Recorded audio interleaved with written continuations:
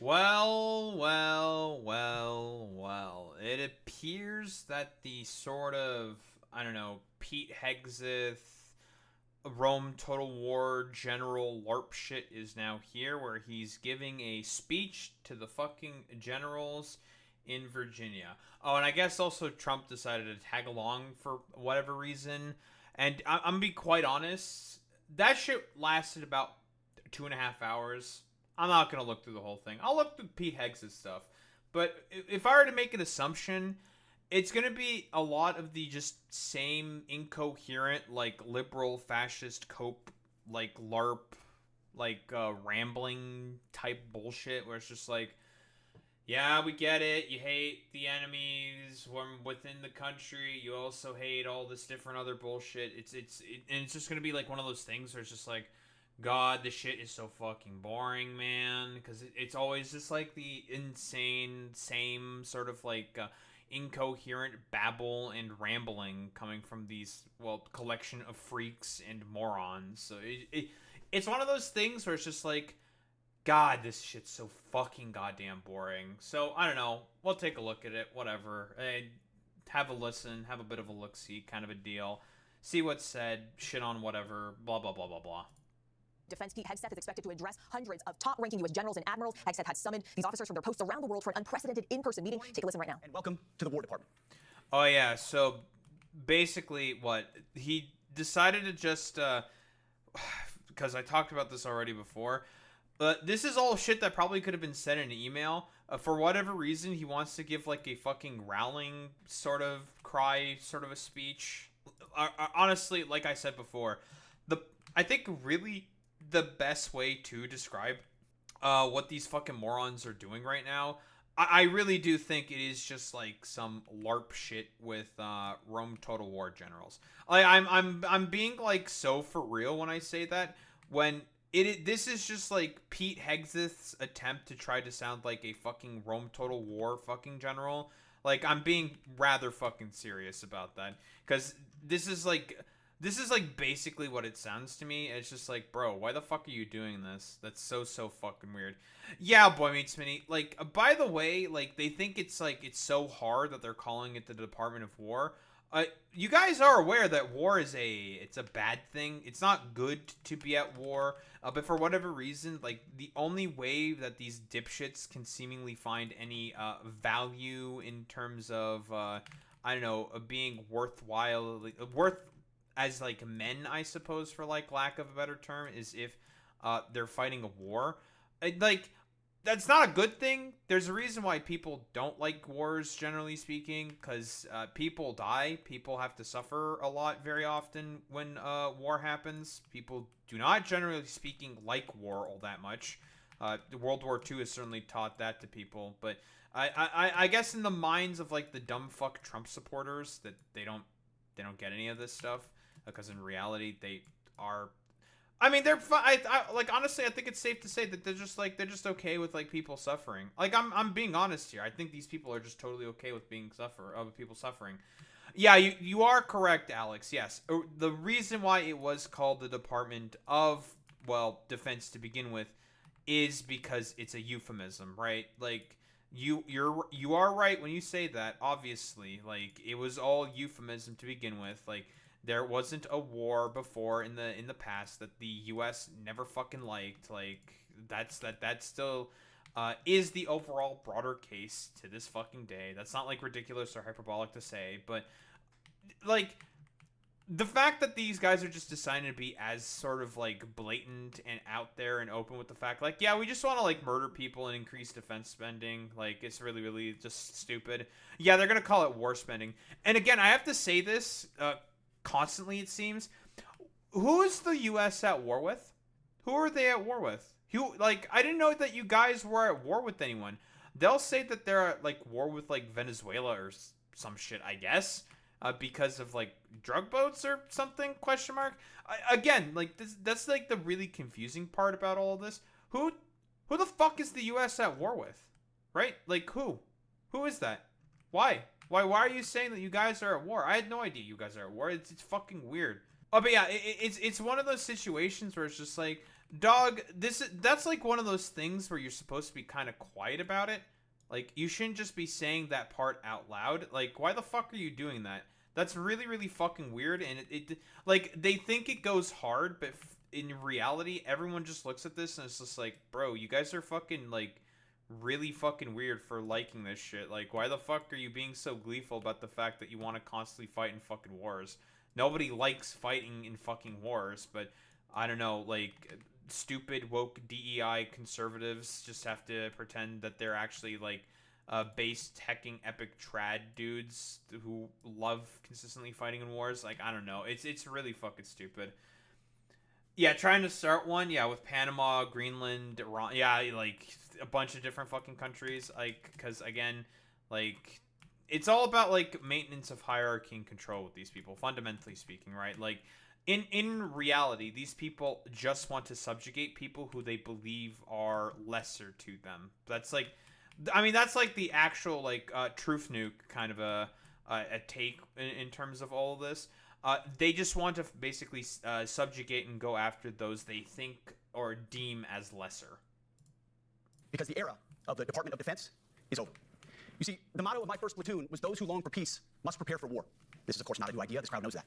The origin dates to the 4th century Rome and has been repeated ever since, including by our first commander-in-chief, George Washington, the first leader of the War Department. It captures a simple yet profound truth. To ensure peace, we must prepare for war. Pete, a bit of an interesting context with that in particular. What was going on during that time? Oh, it was the Revolutionary War against the British.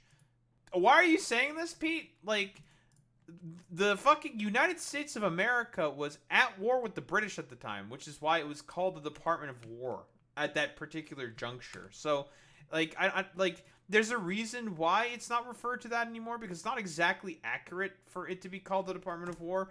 Now, obviously, on the left, we understand, broadly speaking, that well, this thing it's always been the fucking Department of War with the United States, especially in terms of a lot of Middle East policy, in terms of how the United States conducted itself.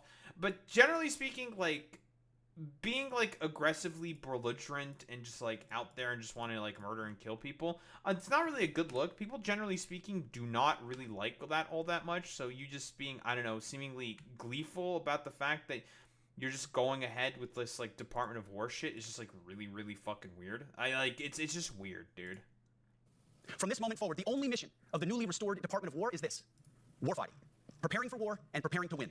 Unrelenting and uncompromising in that pursuit. Not because we want war, no one here wants war, but it's because we love peace. We love peace for our fellow citizens. They deserve peace, and they rightfully expect us to deliver it.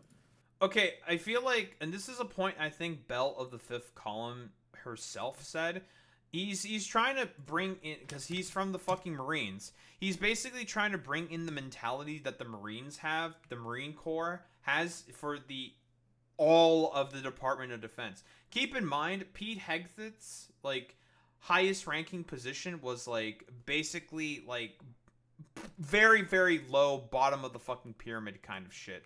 Like, this is not going to really play well to a lot of these, like, seasoned senior fucking commanders listening to some drunkard bloviating blowhard, listening to him just talk about how he actually in reality is just, like, again, doing, like, Rome Total War fucking general LARP, and talk about how, like, we are the base epic seekers of truth and warriors of light, and we're gonna be the ones who fight and win in all the wars. Yeah, it's just like, that's not gonna play out as well as you think it does, Pete, because people, generally speaking, are not very interested in fighting wars. Like, people value their own lives too much to want to fight in a fucking war, so you just consistently saying this stuff is just really fucking weird, bro. Our number one job, of course, is to be strong so that we can prevent war in the first place. The president talks about it all the time. It's called peace through strength. And as history teaches us, the only people who actually deserve peace are those who are willing to wage war to defend it. That's why pacifism is so naive and dangerous. It ignores human nature and it ignores human history. Either you protect your people and your sovereignty, or you will be subservient to something or someone. It's a truth as old as time. And since waging war is so costly in blood and treasure, we owe our republic a military that will win any war we choose, or any war that is thrust upon us. Should our enemies choose foolishly to challenge us, they will be crushed by the violence, precision, and ferocity of the War Department. In other words, to our enemies, F-A-F-O.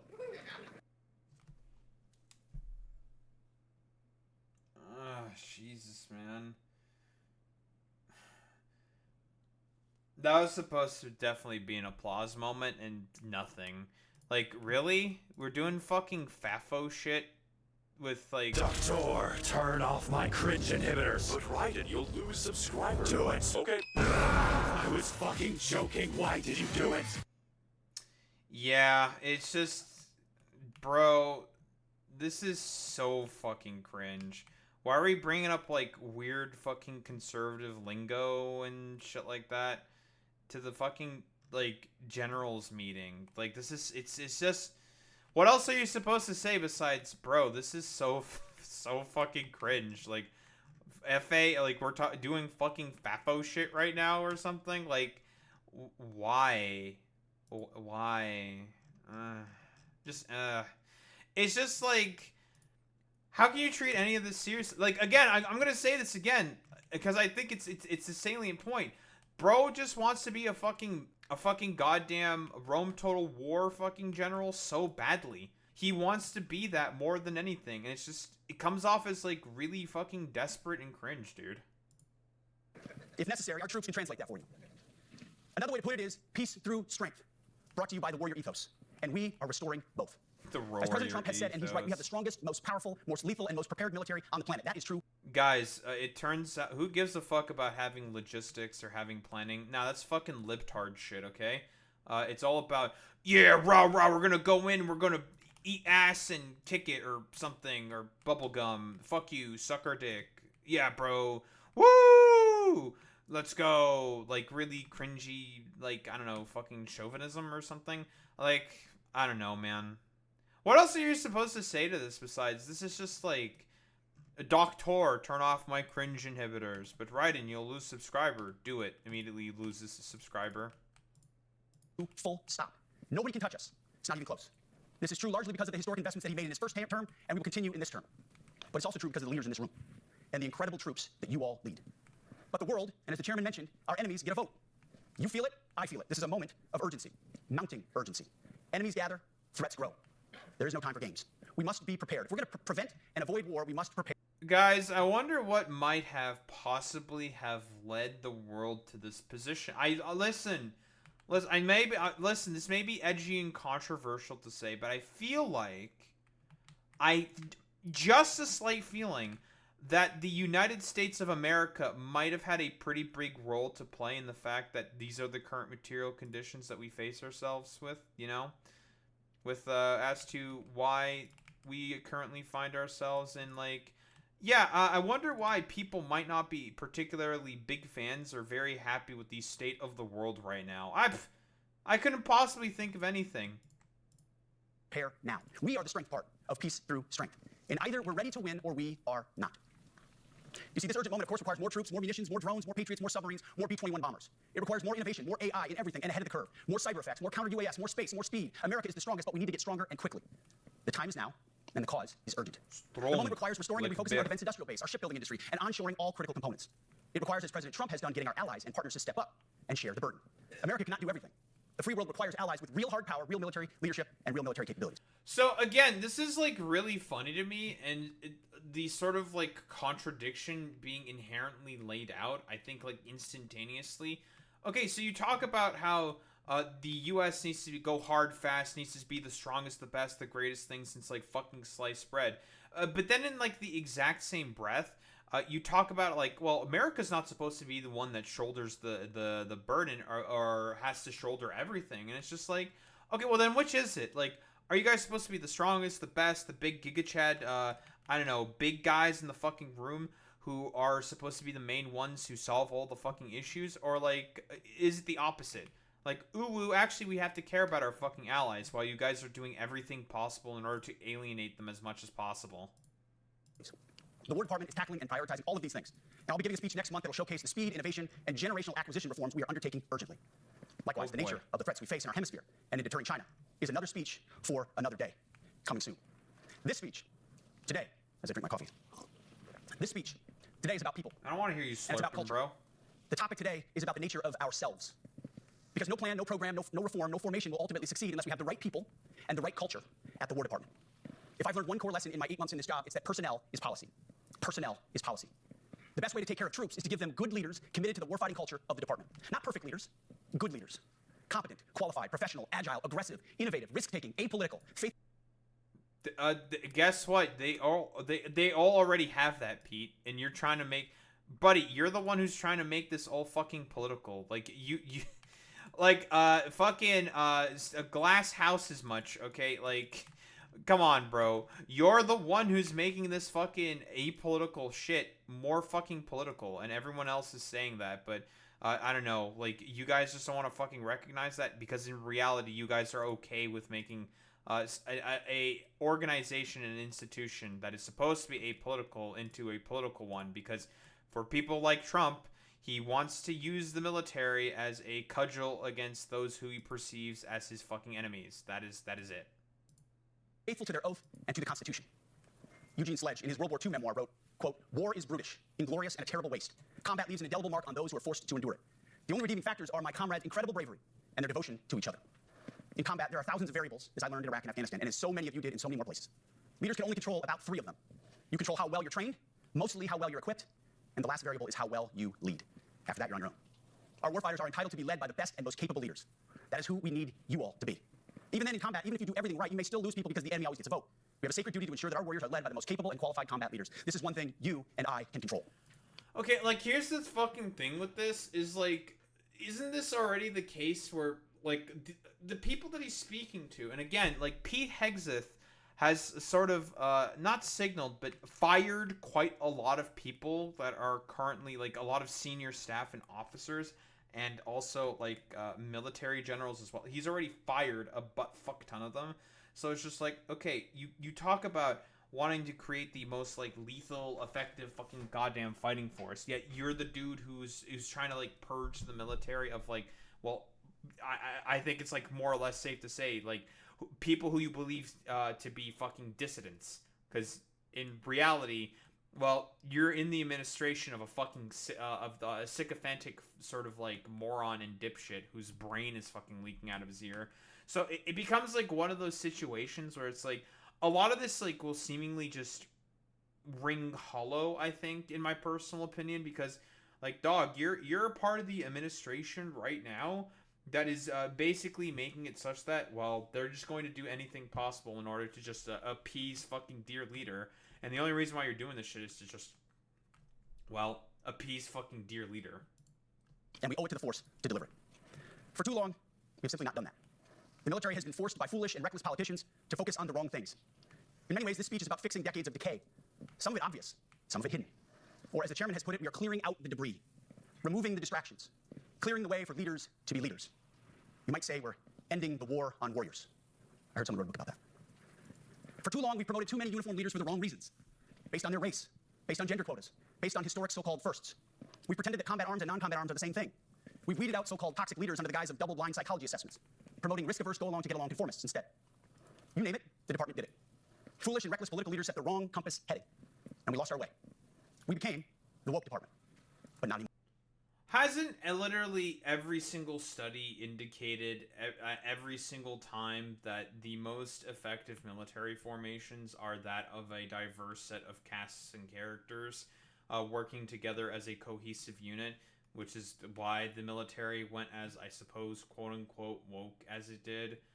In reality, when it comes to fucking dumb fuck conservatives, the point is, like, the subjugation and just the sheer rank, honestly, the sheer rank fucking idiocy. Right now, I'm looking out at a sea of Americans who made a choice when they were young men and young women to do something most Americans will not, to serve something greater than yourself, to fight for God and country, for freedom and the Constitution. You made a choice to serve when others did not, and I commend you. You are truly yeah. The best This shit of is America. like basically a pep But this does not talk, mean, and this goes for all of us, that our path to this auditorium on this day was a straight line, or that the conditions of the formations we lead are where we want them to be. You love your country, and we love this uniform, which is why we must do better. Exactly, We just have to be Alex. honest. We have to say with our mouths what we see with our eyes, to just tell it like it is in plain English, to point out the obvious things right in front of us. That's what leaders must do. We cannot go another day without directly addressing the plank in our own eye, without addressing the problems in our own commands and in our own formations. This administration has done a great deal from day one to remove the... I guess ultimately the question that I'm always going to have here is, like, what's the issue? Like, an issue is, like, broadly speaking being talked about and supposedly pointed out here. What's the issue? right? Like, I don't really understand. What, is it because there's, like, too many black people? I bet it's the problem is that there's too many fucking black people. Who wants to make a bet it's got something to do with too many fucking black people? I'm willing to make that fucking bet. Social justice, politically correct, and toxic ideological garbage that had infected our department. To rip out the politics. No more identity months, DEI offices, dudes in dresses. Oh, yeah, and no more climate change worship. No more division, distraction, or gender delusions. No more debris. As I've said before. Isn't climate change, and this is like, came out from the Pentagon itself, they said that climate change is probably going to be the biggest national security threat in about 30 fucking years. Yeah, whatever. Yeah, no more femboy warriors, no more trans people. It's all Jover, guys. Like, that dumbass fucking LARP idiot dumbass band that Trump did before. Actually, that was LARP shit, okay? This is the real stuff now. Before, and we'll say again, we are done with that shit. I've made it my mission to uproot the obvious distractions that made us less capable and less lethal. That said, the War Department requires the next step. Underneath the woke garbage is a deeper problem, and a more important problem that we are fixing and fixing fast. So, Common sense is back at the White House, so making the necessary changes is actually pretty straightforward. President Trump expects it. And the litmus test for these changes is pretty simple. Would I want my eldest son, who is 15 years old, eventually joining the types of formations that we are currently wielding? If in any way the answer to that is no, or even yes, but, then we're doing something wrong. Because my son is no more important. So again, here's the fucking thing. Like, Pete Hegseth, again, he was a part of the Marines, and he was just a fucking meathead from the Marines. Okay, if you know anything about Marines, most of them tend to be big fucking meatheads. And the thing is, he's trying to essentially implement that sort of like same philosophy and design of the Marines being like stupid meatheads to, well, one of the most complex logistical, bureaucratic systems on the fucking planet. And it's just like, that's not gonna fucking work. Important than any other American citizen who dons the cloth of our nation. He is no more important than your son. All precious souls made in the image and likeness of God. Every parent deserves to know that their son or their daughter that joins our ranks is entering exactly the kind of unit that the Secretary of War would want his son to. Wait, why would you, like, I'm curious. Wait, I thought you're only talking about sons and daughters now? I thought you only wanted people's sons to be joining the Department of War, Pete. Like, what happened? Well, I guess we're now being inclusive of women? Well, I suppose there's some fucking progress. Some kind of, it got a little fucking better, you know, now he's okay with, like, women joining the military now again or something. Really the only reason why he's saying shit like this is because recruitment numbers, I'll be quite honest, have, generally speaking, for the military been down. Because again, like, first off, nobody wants to fucking join the goddamn military of a system that's just like wholeheartedly unjustified and is, well, doing wholeheartedly unjustifiable fucking things. And generally speaking, like, a lot of people join the military for relatively fucking simple reasons. Well, it's because poverty, right? They want to be able to go to school, get they fucking GI sort of like training and shit like that, and be able to, well, get fucking educated, right? Like, that's the point. Very often, people will use the military as like a sort of way in order to be able to, well, be able to fucking pay for college more often than not. To join. Think of it as the golden rule test. Jesus said, do unto others that which you would have done unto yourself. It's the ultimate simplifying test of truth. The new War Department golden rule is this. Do unto your unit as you would have done unto your own child's unit. Would you want him serving with fat or unfit or undertrained troops? Or alongside people who can't meet basic standards? Or in a unit where standards were lowered so certain types of troops could make it in? In a unit where leaders were promoted for reasons other than merit, performance, and warfighting? Okay, I'm curious. Is Pete not going to ask about some of the potential reasonings for as to why standards may have been lowered? It's because recruitment numbers in the military have been going down and down and down because the U.S. has not been in any, like, wars at all whatsoever. And it's all just, like, pointless fucking saber rattling, to be quite honest, because the purpose of this is, well, it's not about, like, winning and, like, fighting in the fucking wars, okay? That's fucking complete LARP fucking cope shit, okay?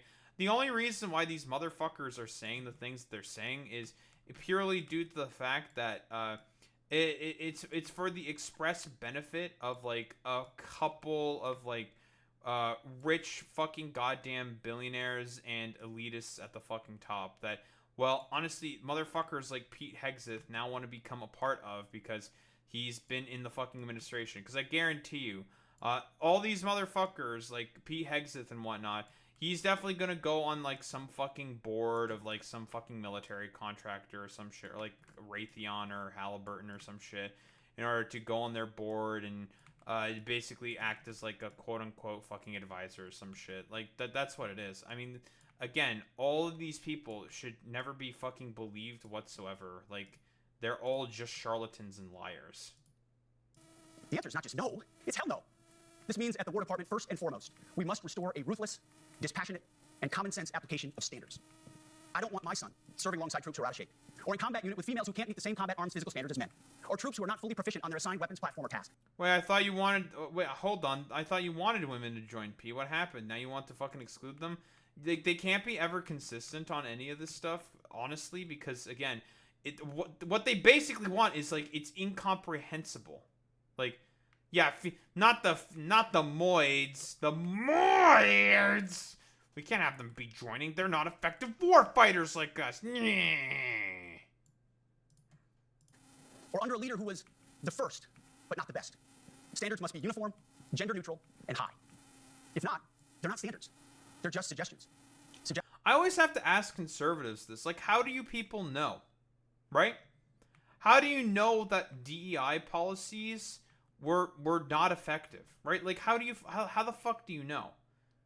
Yeah, well, gender neutral. Yeah, that is kind of woke, Pete. That's a little sus. Yeah, we trying to promote gender neutrality now? That's a little MBism? Gender fluidity? That's kind of woke. Suggestions that get our sons and daughters killed.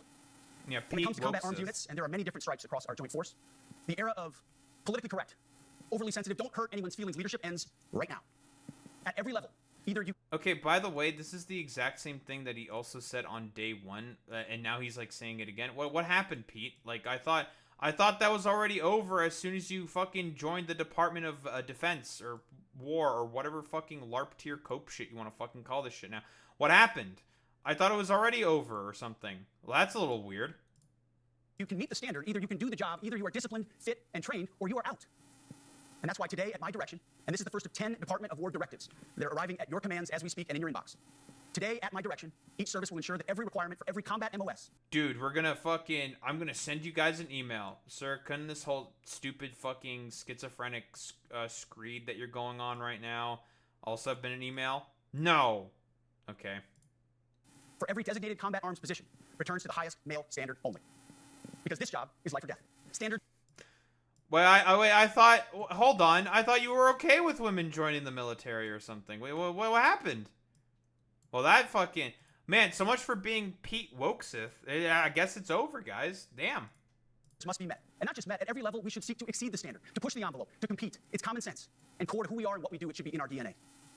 Today, at my direction, we are also adding a combat... Wait, hold on. I just got, like, a thought about this, like, instantaneously. Like, Pete Hegseth obviously thinks that trans people are all men. And he only wants men to join or something, right? Does that mean he wants trans people back in the fucking military or something? Huh? Again, like, I'm saying all this shit rather, like, surreptitiously because it's all, like, inherently fucking stupid and fucking hypocritical and incomprehensible because... It's all stupid, hypocritical, and incomprehensible on purpose because Pete Hegseth is an incredibly stupid, drunkard, incomprehensible fucking person. Like, yeah, like, of course, none of this fucking, like, screed is going to really, really make much of sense or anything. But honestly, I think the only reason why he's, well, doing this fucking dumbass shit in particular is because I think it's a fucking loyalty check. It's a loyalty pledge. Because we all know that a lot of senior staff and officers have been getting consistently purged under, Pete Hegseth in particular, as like a way to sort of, I don't know, like, end wokeness or some shit. I don't even fucking know. It's really fucking dumb and stupid. Yeah, he's going full beta. He's not even fucking committing to the wokeness anymore or some shit. Like, broadly speaking, like, this shit is just, like, really, really fucking dumb. And the incomprehensibleness is kind of on purpose. Like, it's supposed to be, like, ridiculous and just stupid because we are unfortunately dealing with a collection of really fucking ridiculous and stupid people. Field test for combat arms units that must be executable in any environment at any time and with combat equipment. These tests that look familiar, that resemble the Army Expert Physical Fitness Assessment, or the Marine Corps Combat Fitness Test. I'm also directing that warfighters in combat jobs execute their service fitness test at a gender-neutral, age-normed male standard scored above 70%. It all starts with physical fitness and appearance. If the Secretary of War can do regular, hard PT, so can every member of our joint force. Huh? Buddy, don't say that you can do regular, hardcore fucking physical training, my dude. We all saw you on the bar with RFK Jr. doing those fucking pull-ups. You would fail your own fucking standards, so now you want to implement them on all the fucking generals or something? On, like, for some reason, people who are meant to be bureaucrats first and foremost, and because, hey, Pete, and conservatives, I know that this is, like, a rather difficult concept for you people to understand, but logistics are kind of important. Politics and the military is kind of important. Like, there's a reason why, like, bloviating idiotic morons such as yourselves are, generally speaking, not really used as the main figureheads within, well, departments and secretaries for fucking war or whatever, because people like you inherently make combat readiness are just, you know, it just makes you guys look fucking weak and stupid. Like, the thing is that in the minds of these, like, dumb fucking conservatives, they think that this is going, like, incredibly fucking hard, but anyone else with, like, half a fucking brain cell can understand, like, wow, this is probably some of the weirdest, most idiotic fucking shit I've ever seen on the planet. Like, what the fuck is this, bro? Like, why is there, like, a loyalty gut check that the United States is trying to do on its own fucking military, which has a lot of its own associated issues and problems, but whatever. I mean, conservatives, as I've said before, they ultimately have, like, no standards when it comes to any of this stuff whatsoever, and they're just, like, willing to just say and, like, do whatever in order to just, I don't know, do more, like, stupid LARP cope tier fucking bullshit, because, again, these people are fucking LARPers. Like, they're just, like, silly, incredibly oafish buffoons who do not believe in the fundamental basis of reality. Frankly, it's tiring to look out at combat formations, or really any formation, and see fat troops. Likewise, it's completely unacceptable to see fat generals and admirals in the halls of the Pentagon and leading commands around the country and the world. It's a bad look. It is bad, and it's not who we are. So whether you're an airborne ranger or a chairborne ranger. What the fuck are you talking about? Who the fuck is fat? Like, what does fat even mean? Bro, you're the dude who barely was able to do, like, 2 fucking pull-ups on a fucking goddamn sort of chair, not a chair, on a fucking pull-up bar with RFK Jr., my man. Like, you don't have any fucking place to talk about. If anything, stupid people like you shouldn't be able to join the military either by your own fucking standards, because you also fucking failed that PT sort of, like, standard that you're trying to implement right now. Like, it's one of those things where it's just like, bro, fucking spare me it, dude. Like, this is complete, utter fucking nonsense, bro. A brand new private or a 4-star general, you need to meet the height and weight standards and pass your PT test. And as the chairman said, yes, there is no PT test. But today, at my direction, every member of the joint force at every rank is required to take a PT test twice a year, as well as meet height and weight requirements twice a year.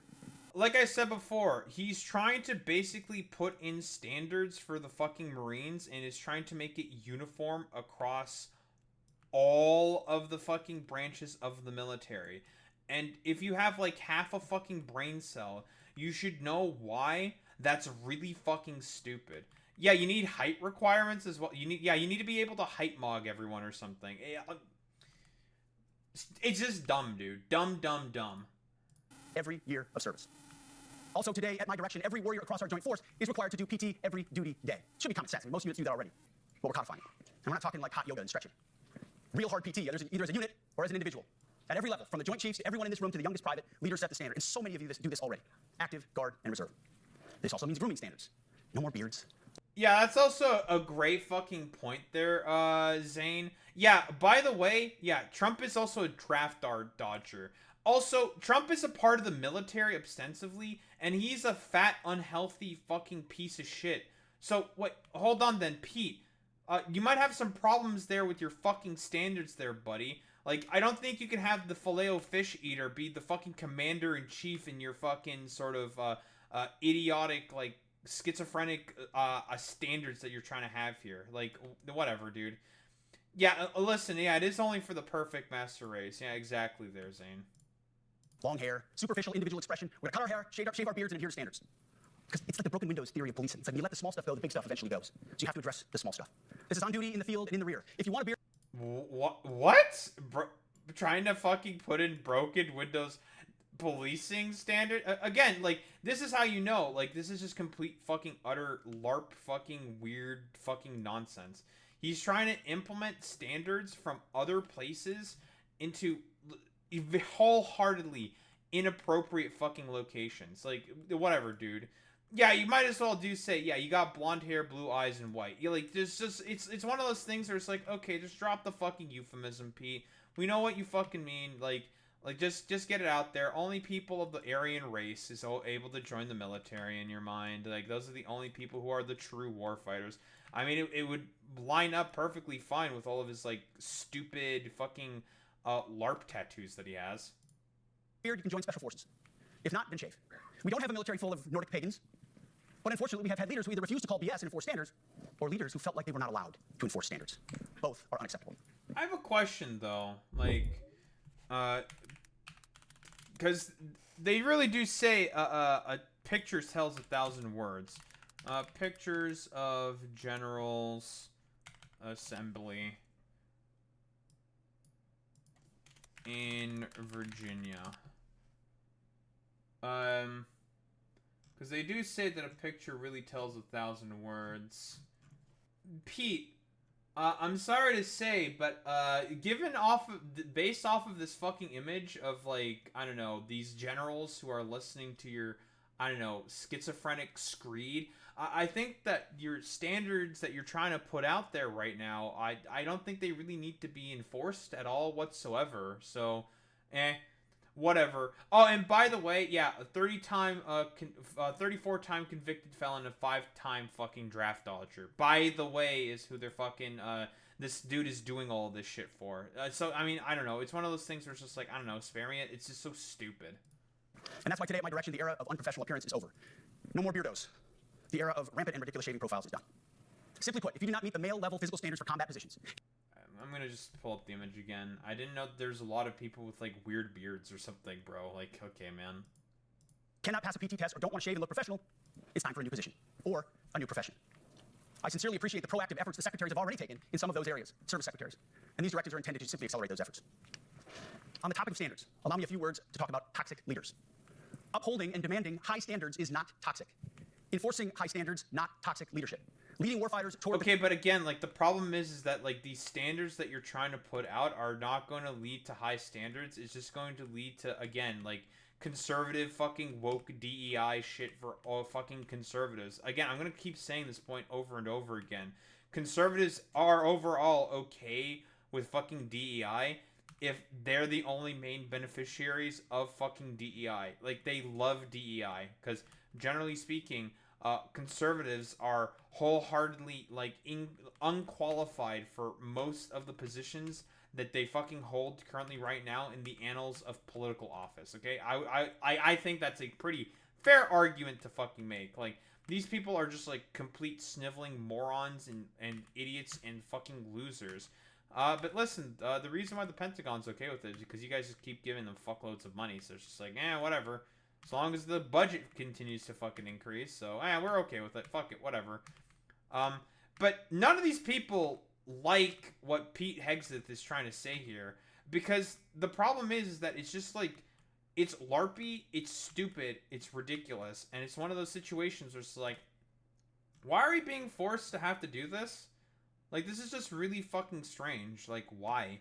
Like, this is complete fucking nonsense. And again, with the how hierarchical the military, generally speaking, is, the military is not going to be particularly happy that this, like, washout from the fucking Marine Corps is the one who's currently trying to give them a bunch of orders and, like, a fucking weird fucking dress code that he saw inspired off of, like, some fucking incel board or some shit. So it's just like, okay, man, whatever. It's so fucking stupid.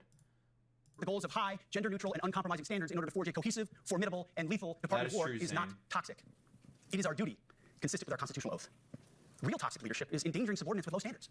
Real toxic leadership is promoting people based on immutable characteristics or quotas, instead of based on merit. Real toxic leadership is promoting destructive ideologies that are an anathema to the Constitution and the laws of nature and nature's God, as Thomas Jefferson wrote in the Declaration of Independence.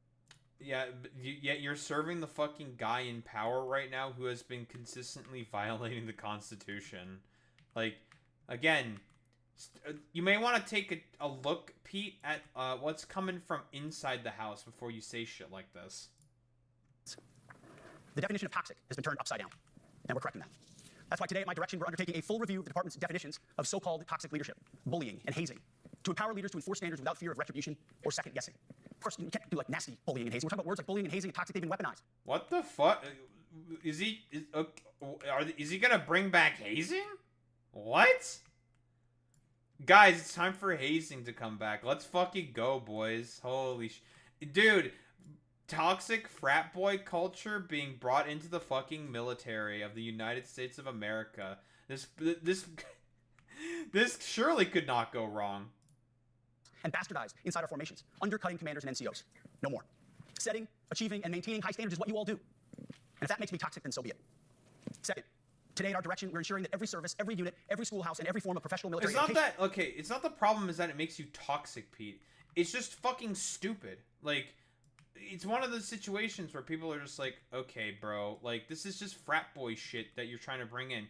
Yeah, like, pretends to want fucking professionalism. In reality, it's all just fucking 3 IQ fucking frat boy shit. Because, again, Fox News host.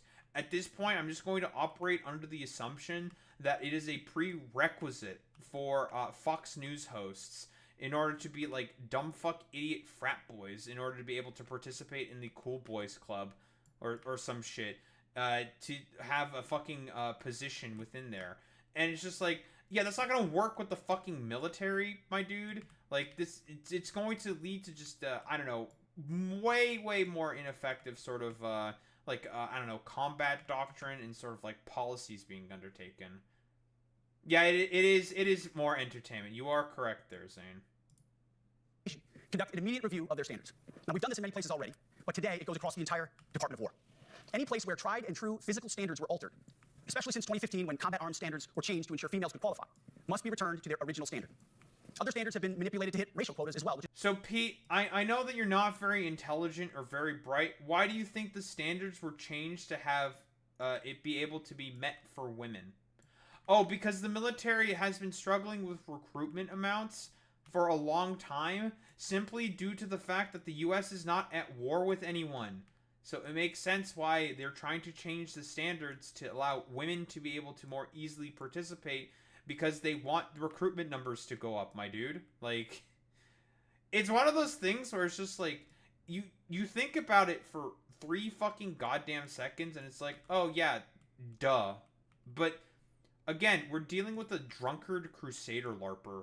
I don't think, he's never gonna fucking get any of that.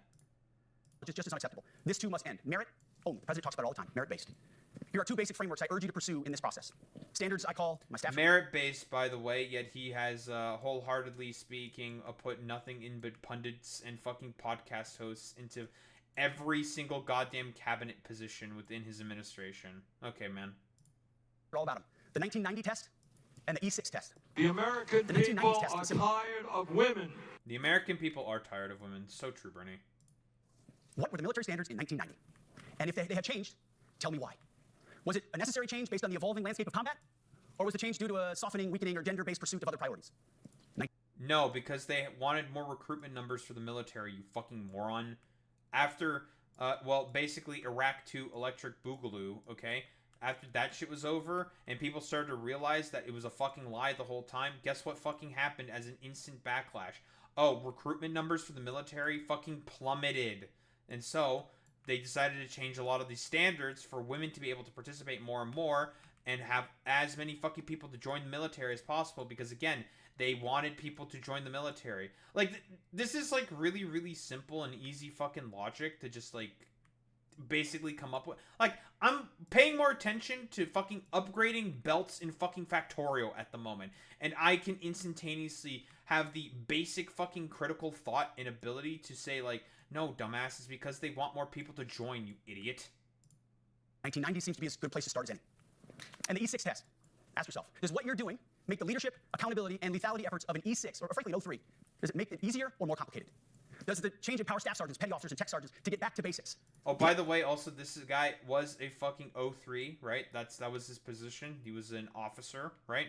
And now he's lecturing a bunch of the probably brightest military minds on the fucking planet how to, I don't know, create more effective fucking warfighters. Like, it's so fucking stupid. No, you need education and critical fucking thinking to make effective fucking warfighters. But unfortunately, standards in terms of IQ requirements for people to be able to join the military have been going down and down and down because, again, why are they doing this and changing a lot of the fucking standards to allow way more fucking stupid people to be able to join? Because, again, like I've said before, conservatives in reality love fucking DEI, only if it's for them, basically. Oh, it's simply due to the fucking fact that, well, they need more fucking recruits because recruitment numbers have been going down. That's why. The answer should be a resounding yes. The E6 test or O3 test clarifies a lot, and it clarifies quickly. Because war does not care if you're a man or a woman. That is also Neither does true, it. Zane. Nor does the weight of your Stupider rucksack, people the are size of an easy to artillery round, control. or the body weight of a casualty on the battlefield who must be carried. This, I want to be very clear about this. This is not about preventing women from serving. Wait, again, I'm trying to very much value the impact. Well, I'm trying to think about again, like, bro, like, you're the one who's talking about, like, fat people joining the fucking goddamn military. Are they fucking joining? How many fucking fat people are joining the military? Again, like, I would like to see some kind of evidence for any of this. I had no idea that there was, like, an endemic issue with, like, a bunch of fatties joining the military. And it's just, like, whatever. I mean, of course he's going to talk about, like, women not wanting to join the fucking goddamn military. Because, again, what he's currently saying can be extremely easily interpreted as if it's like, oh, okay, so then you don't want women to fucking join in the goddamn military. It's like, whoa, hold on. He has to instantaneously, like, backpedal and back off of his, like, idiotic fucking position because in reality it's untenable and it's really fucking stupid and he has, like, no idea what he's talking about because, again, I'm going to do a quick reminder. Pete Hegseth is a DEI drunkard crusader LARPer. Like, that's really it. And yeah, like, bro, like, there's already these tests and standards that fat people are not going to sort of, like, pass already. These standards already fucking exist. Like, they're not going to be frontline combat infantrymen. Like, that's not going to happen, but they're going to have some other role within the military. Again, not everyone in the military, Pete, are just dumb fuck grunts and idiot drunkards who just want to go around and just kill children in Iraq, you moron. There are a lot of statisticians, programmers, mechanics. There are, like, God knows how many people, like, medical people as well that serve within the fucking goddamn military, because it turns out there's actually quite a lot of aspects and branches and departments that exist within the military besides the, like, stupid LARP shit that you're trying to organize right now with, like, your Marine frat boy style kind of politics with the fucking goddamn military, dude. It's not just as simple as just like, yeah, dude, we're just going to be frat boys and be heckin' epic and drink White Claws or something, and all of our names become Kyle or some shit. It's like, no, you fucking dumbass. There are already standards in place that already fucking exist. Like, I mean, your dumbass was able to get into the military, and, well, I'm going to tell you right now, they probably had to bend over backwards to allow your fucking goofy-looking head ass to be able to join in. It's so fucking goddamn stupid, man. Like, there are reasons why these standards exist. They exist for pretty fucking good reasons.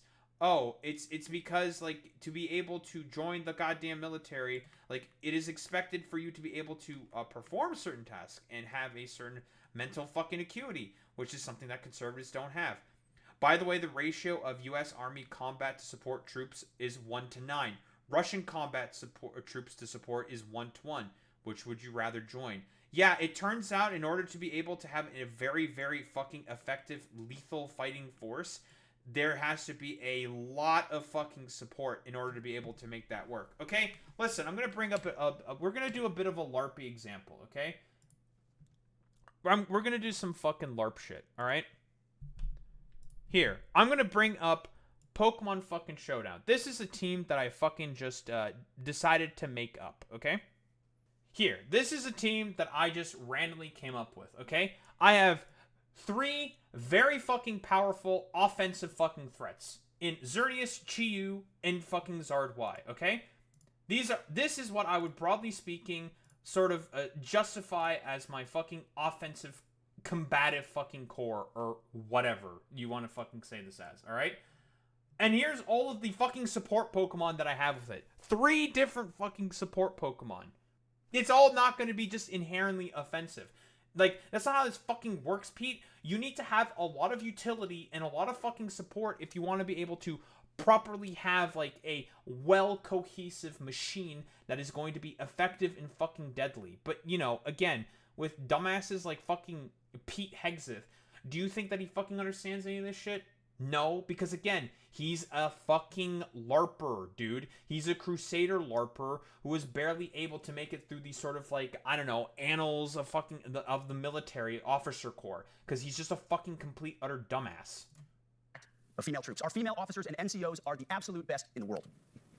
But when it comes to any job that requires physical power to perform in combat, those physical standards must be high and gender neutral. If women can make it, excellent. If not, it is what it is. If that means no women qualify for some combat jobs, so be it.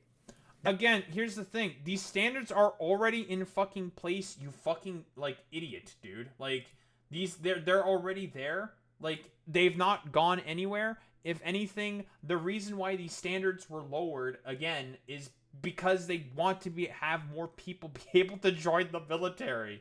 Because recruitment numbers in general have been going down. And there's a lot of very complicated fucking reasonings for that, you fucking moron.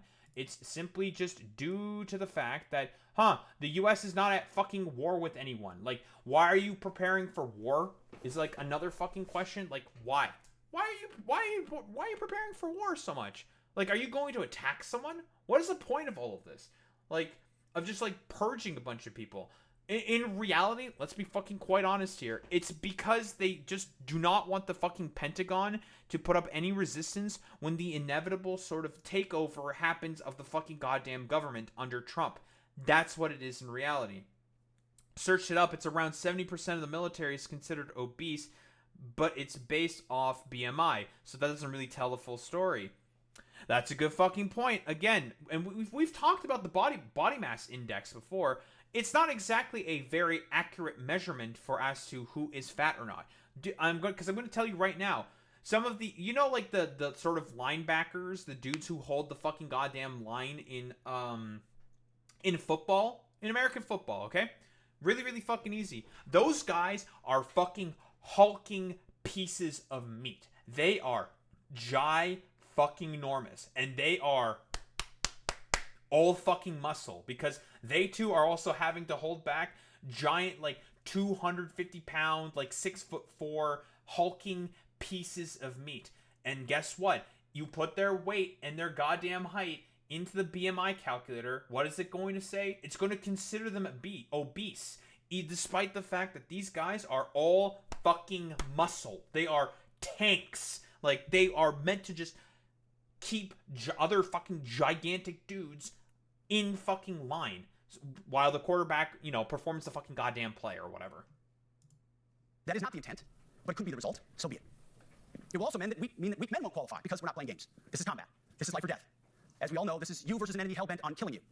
To be an effective, lethal fighting force, you must trust that the warrior alongside you in battle is capable. Again, he's constantly kind of speaking out of both sides of his mouth. Again, he's like, oh, it has to only be a man. It's always only a man. But he was, like, talking about women earlier, so it's just like, which is it, buddy? Like, you can't be constantly speaking out of both sides of your mouth like this. It makes you look really fucking stupid.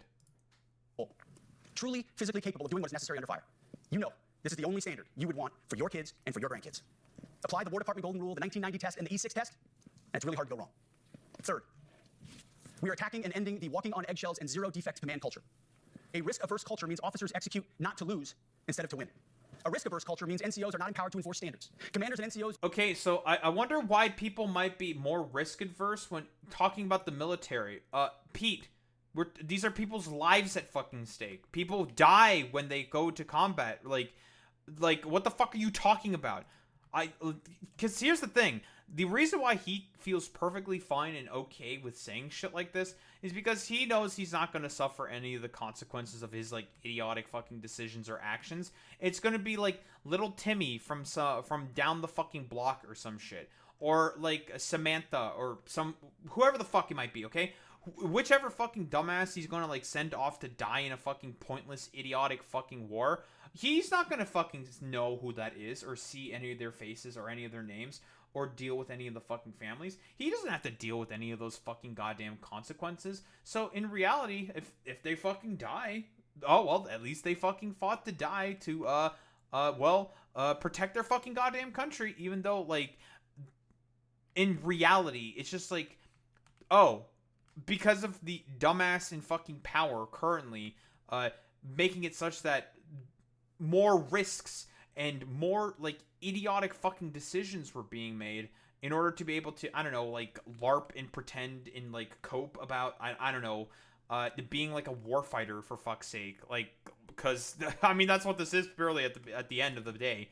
Like, some just, like, weird LARP cope tier shit where some, like, complete drunkard moron is talking about, like, we are the warriors of light. We are the ones who are going to push forward and destroy all of our enemies. And it's just like, dog, you're not going to have to deal with any of the consequences of the actions if you decide to get a bunch of fucking people killed in a pointless, idiotic fucking war. So, like, it's one of those things where it's just like, fucking spare me it, dude. You just want fucking people to die so line goes up for what the inevitable sort of, like, defense contractor that you're going to be working with after this fucking stint with the administration. Like, for you, that's what you ultimately care about. It's all about fucking making money with people like you. It's so fucking stupid.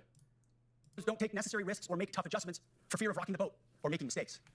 A blemish-free record is what peacetime leaders covet the most, which is the worst of all incentives. We, as senior leaders, need to end the poisonous culture of risk aversion and empower our NCOs at all levels to enforce standards. Truth be told, for the most part, we don't need new standards. We just need to reestablish a culture where enforcing standards is possible. And that's why today, at my direction, I'm issuing new policies that will overhaul the IG, EO, and MEO processes. I call it the no more walking on eggshells policy. We are liberating commanders, and NCOs, we are liberating you. We are overhauling an inspector general process, the IG, that has been weaponized, putting complainers, ideologues, and poor performers in the driver's seat. We're doing the same with the equal opportunity and military equal opportunity policies, the EO and MEO at our department. Again, like, this is one of those things. It's like, how do you know that they're poor performers? Like, in what way are they poor performers? Like, what metrics do you fucking have? Like, are you going to percent or something? Like, how do you know that they're poor? Again, in reality, he just wants to get rid of whoever he perceives as his ideological opponents, which is consistent with what Trump wants to do as well.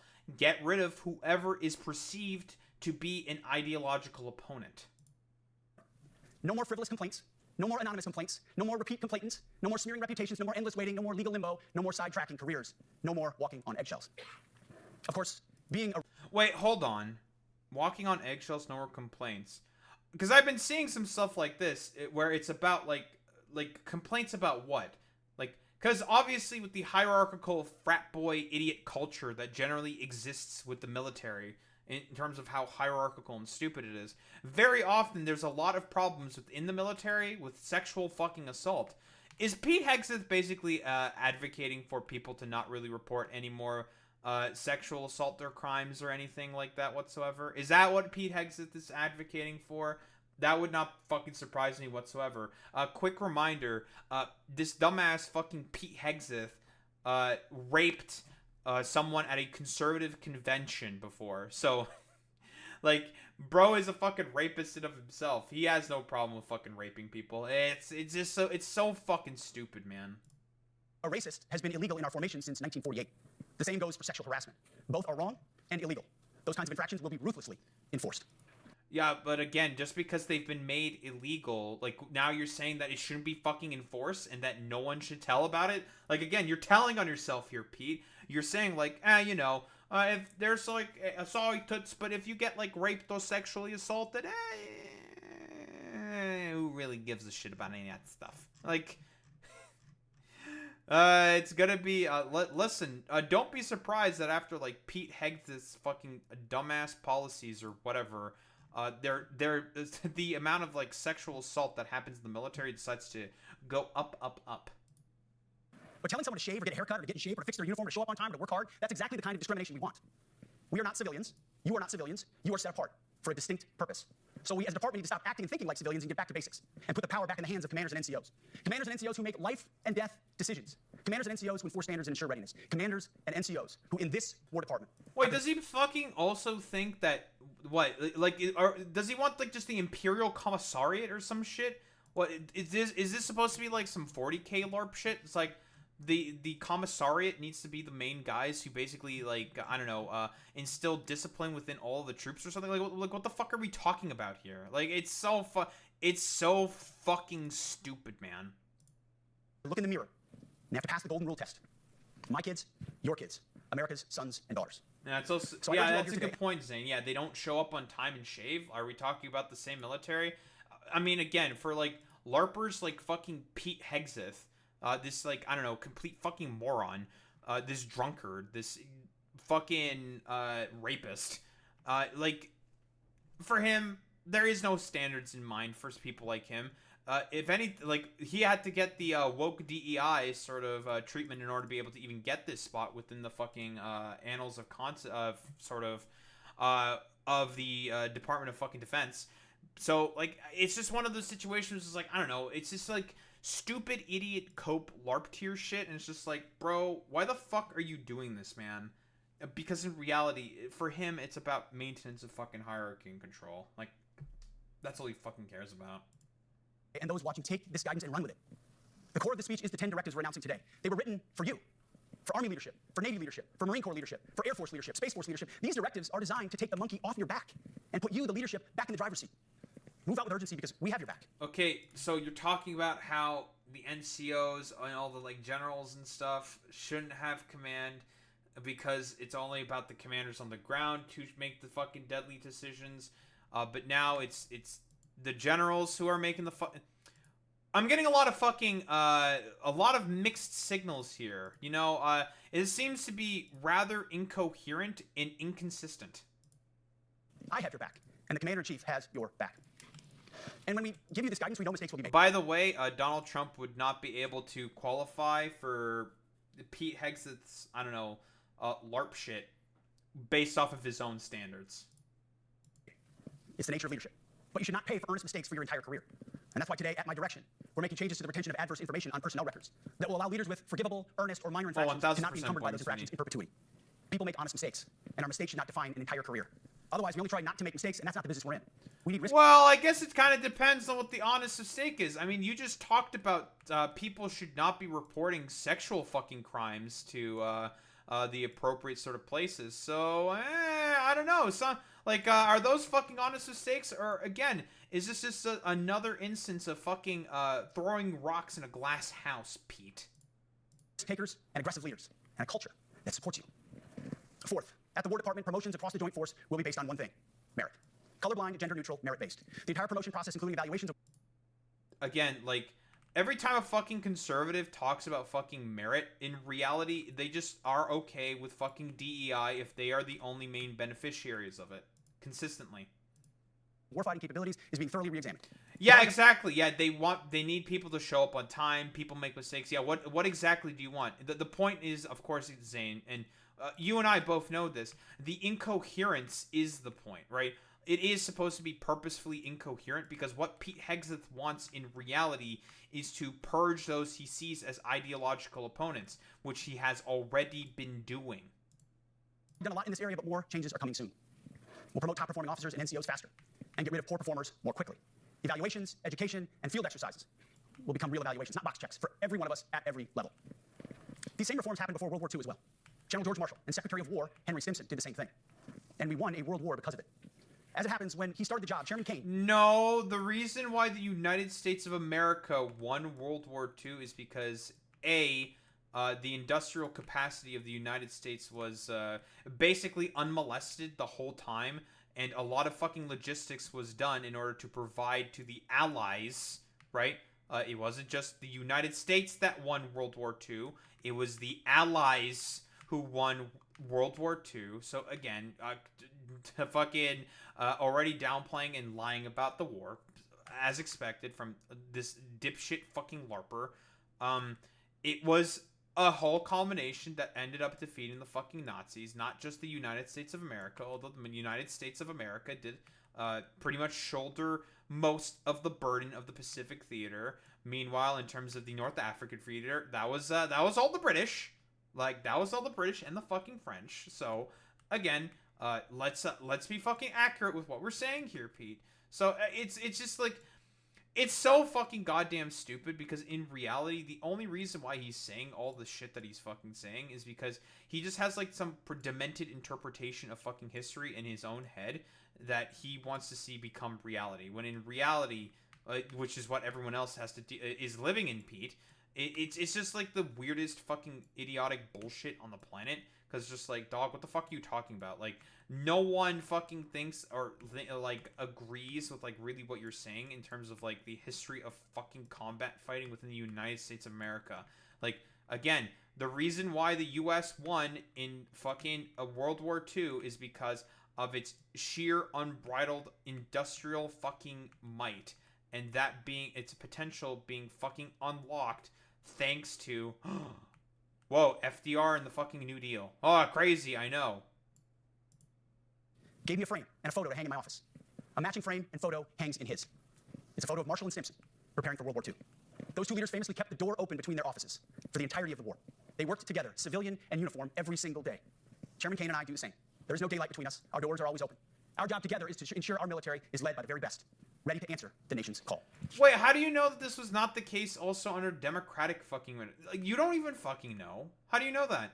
And again, I say this again, like, who the fuck is the U.S. currently at war with, right? Like, because a lot of this, like, rhetoric heavily relies on the fact that the U.S. is currently fighting someone. Who is the U.S. currently fighting right now? Like, who? Who? The Europeans? Who? Like, Arabs? Muslims? Who? Who is the U.S. currently fighting? Some, like, unknown third thing? I mean, we all know who Trump, in reality, thinks the U.S. military should be fucking fighting. Well, we'll get to the big man himself. So, I don't know.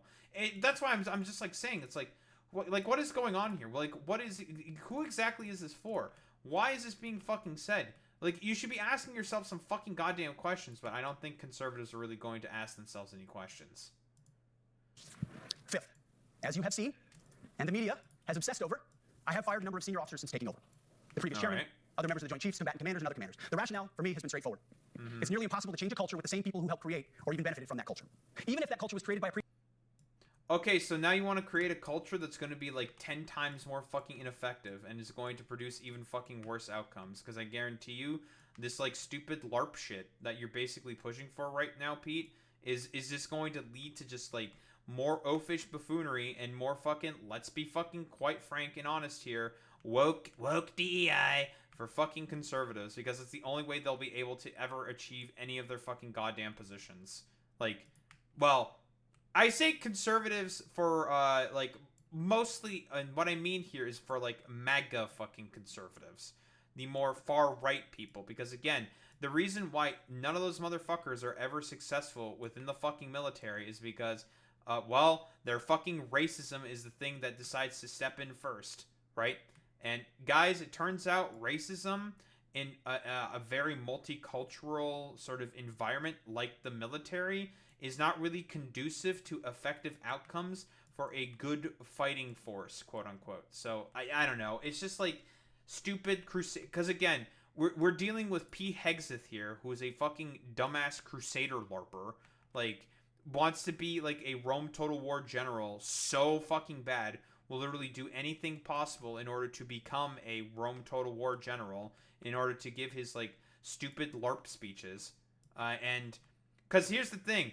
Listen, the speeches in Rome Total War are good speeches, but this is a video game, and the point of them doing those speeches is to be incredibly fucking immersive and historically tendant to the sort of times where military commanders back during the years of like 200 BC and shit like that are, well, fought more on the fucking front lines, Pete. But I personally, I don't think that Pete Hegseth is willing to go out to the front lines of, say, like, I don't know, Afghanistan or, I don't know, Iran or Iraq in order to do any more fighting. I don't think so. Like, I think this dumbass, this soy liberal fucking fascist, might value his own life too much in order to be able to risk it in order to give rousing speeches to the fucking goddamn troops that are going to be fighting at the goddamn front. Previous president and previous secretary. My approach has been simple. When in doubt, assess the situation, follow your gut, and if it's the best for the military, make a change. We all... Oh, now he wants to just follow his gut. So, do people broadly speaking understand what I'm saying? Like, everything he's saying is essentially incoherent fucking babble. There is no fucking consistent position that's being held to here. Like, oh, we need to be able to give everything possible in order to have our warfighters, so we're just going to start taking away people from not being able to participate within the military. Oh, but, you know, we're just also going to do this X, Y, and Z thing in order to make things easier. It's just like, okay, bro. It's so fucking stupid. Bună ziua. Ai ti pricep la politică? Eu vreau să zic yes, da, but I don't remember what I was going to say. Fuck. But welcome. I'm trying to think of how to say your name.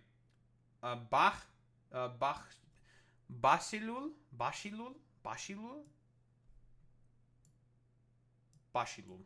I'm just going to go with that. All serve at the pleasure of the president every single day. But in many ways, it's not their fault. It's not your fault. As foolish and reckless as the woke department was, those officers were following elected political leadership. An entire generation of generals and admirals were told that they must parrot the insane fallacy that, quote, our diversity is our strength. Of course, we know our unity is our strength. They had to put out dizzying DEI and LGBTQI+ statements. They were told females and males are the same thing, or that males who think they're females is totally normal. They were told that we need a green fleet and electric tanks. They were told to kick out Americans who refuse an emergency vaccine. They followed... What?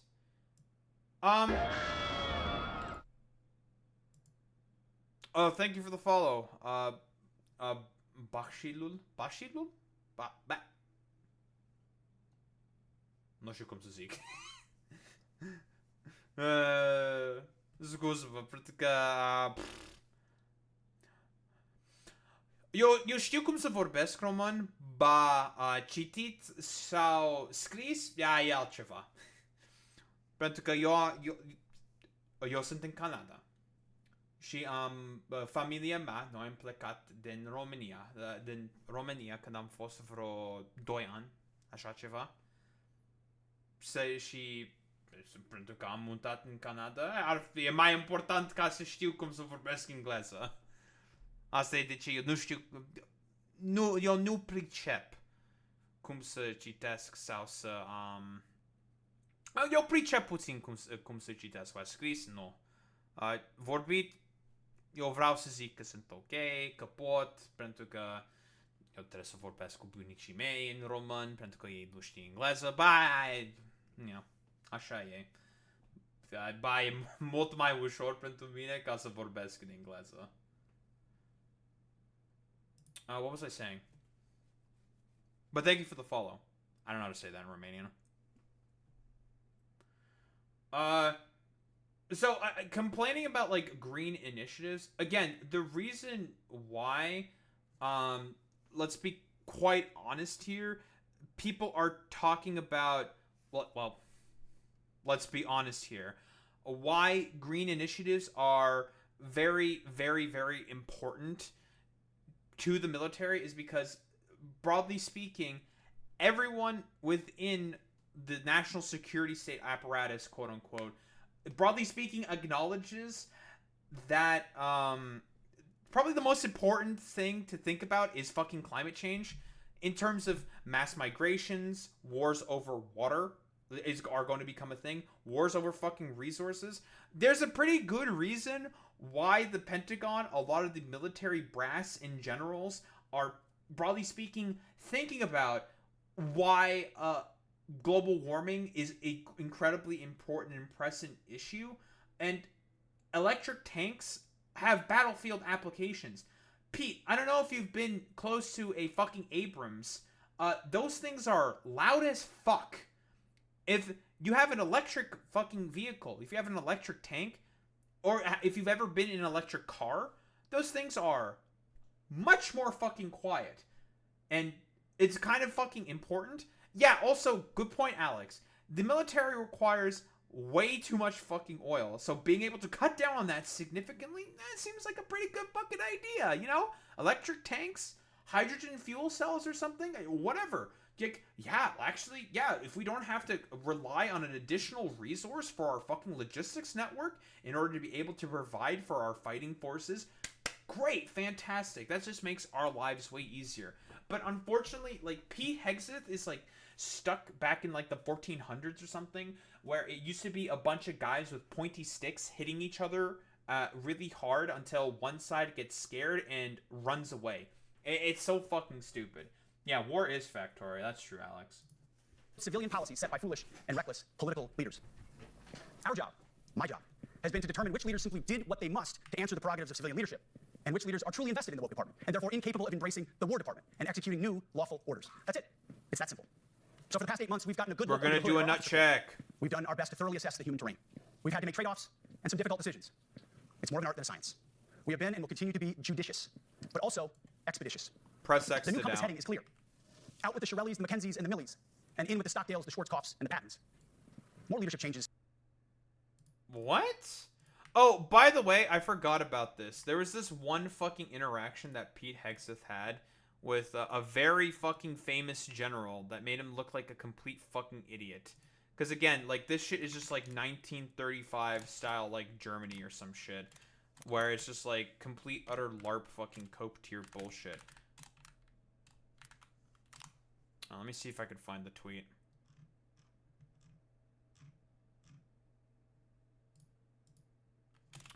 General Hodges.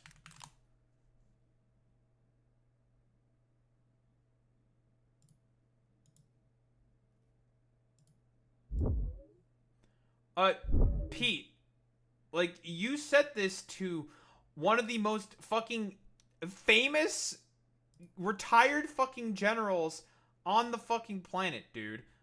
Within the United States, rather. Why would you fucking say... You just said cool story, General. July 1935, German generals were called to a surprise assembly in Berlin, which is what this is, and informed that their previous oath to the Weimar Constitution was void and that they would have to be required to swear a personal oath to the Fuhrer. Cool story, General, is what this fucking complete dumbass said. It should pretty much tell you everything you need to know about the sort of objective of this, like, dumb fucking assembly here by Pete fucking Hegseth. It's just so fucking stupid, bro.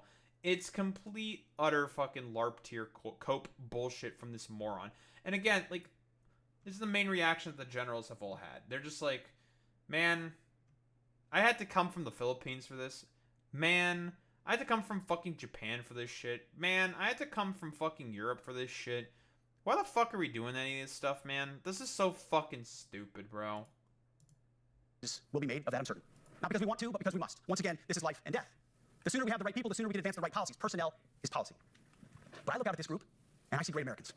Leaders who have given decades to our great republic, at great sacrifice to yourselves and to your families. I'm going to tell you right now, the combined total military experience that exists within that room basically dwarfs fucking Pete Hegseth's by probably a factor of at least fucking 60.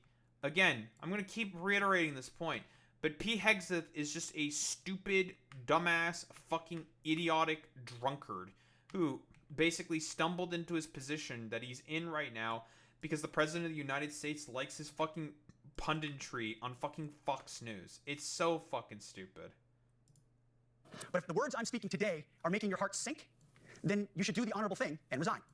We would thank you. Well, no, it's making their hearts sink because, again, you just keep saying, like, the most stupid, idiotic LARP shit on the fucking planet. It's just like, God, this is the current fucking Secretary of Defense under the United States of America. Jesus fucking Christ, this guy's a complete fucking moron. For your service. But I suspect, I know, the overwhelming majority of you feel the opposite. These words make your hearts full.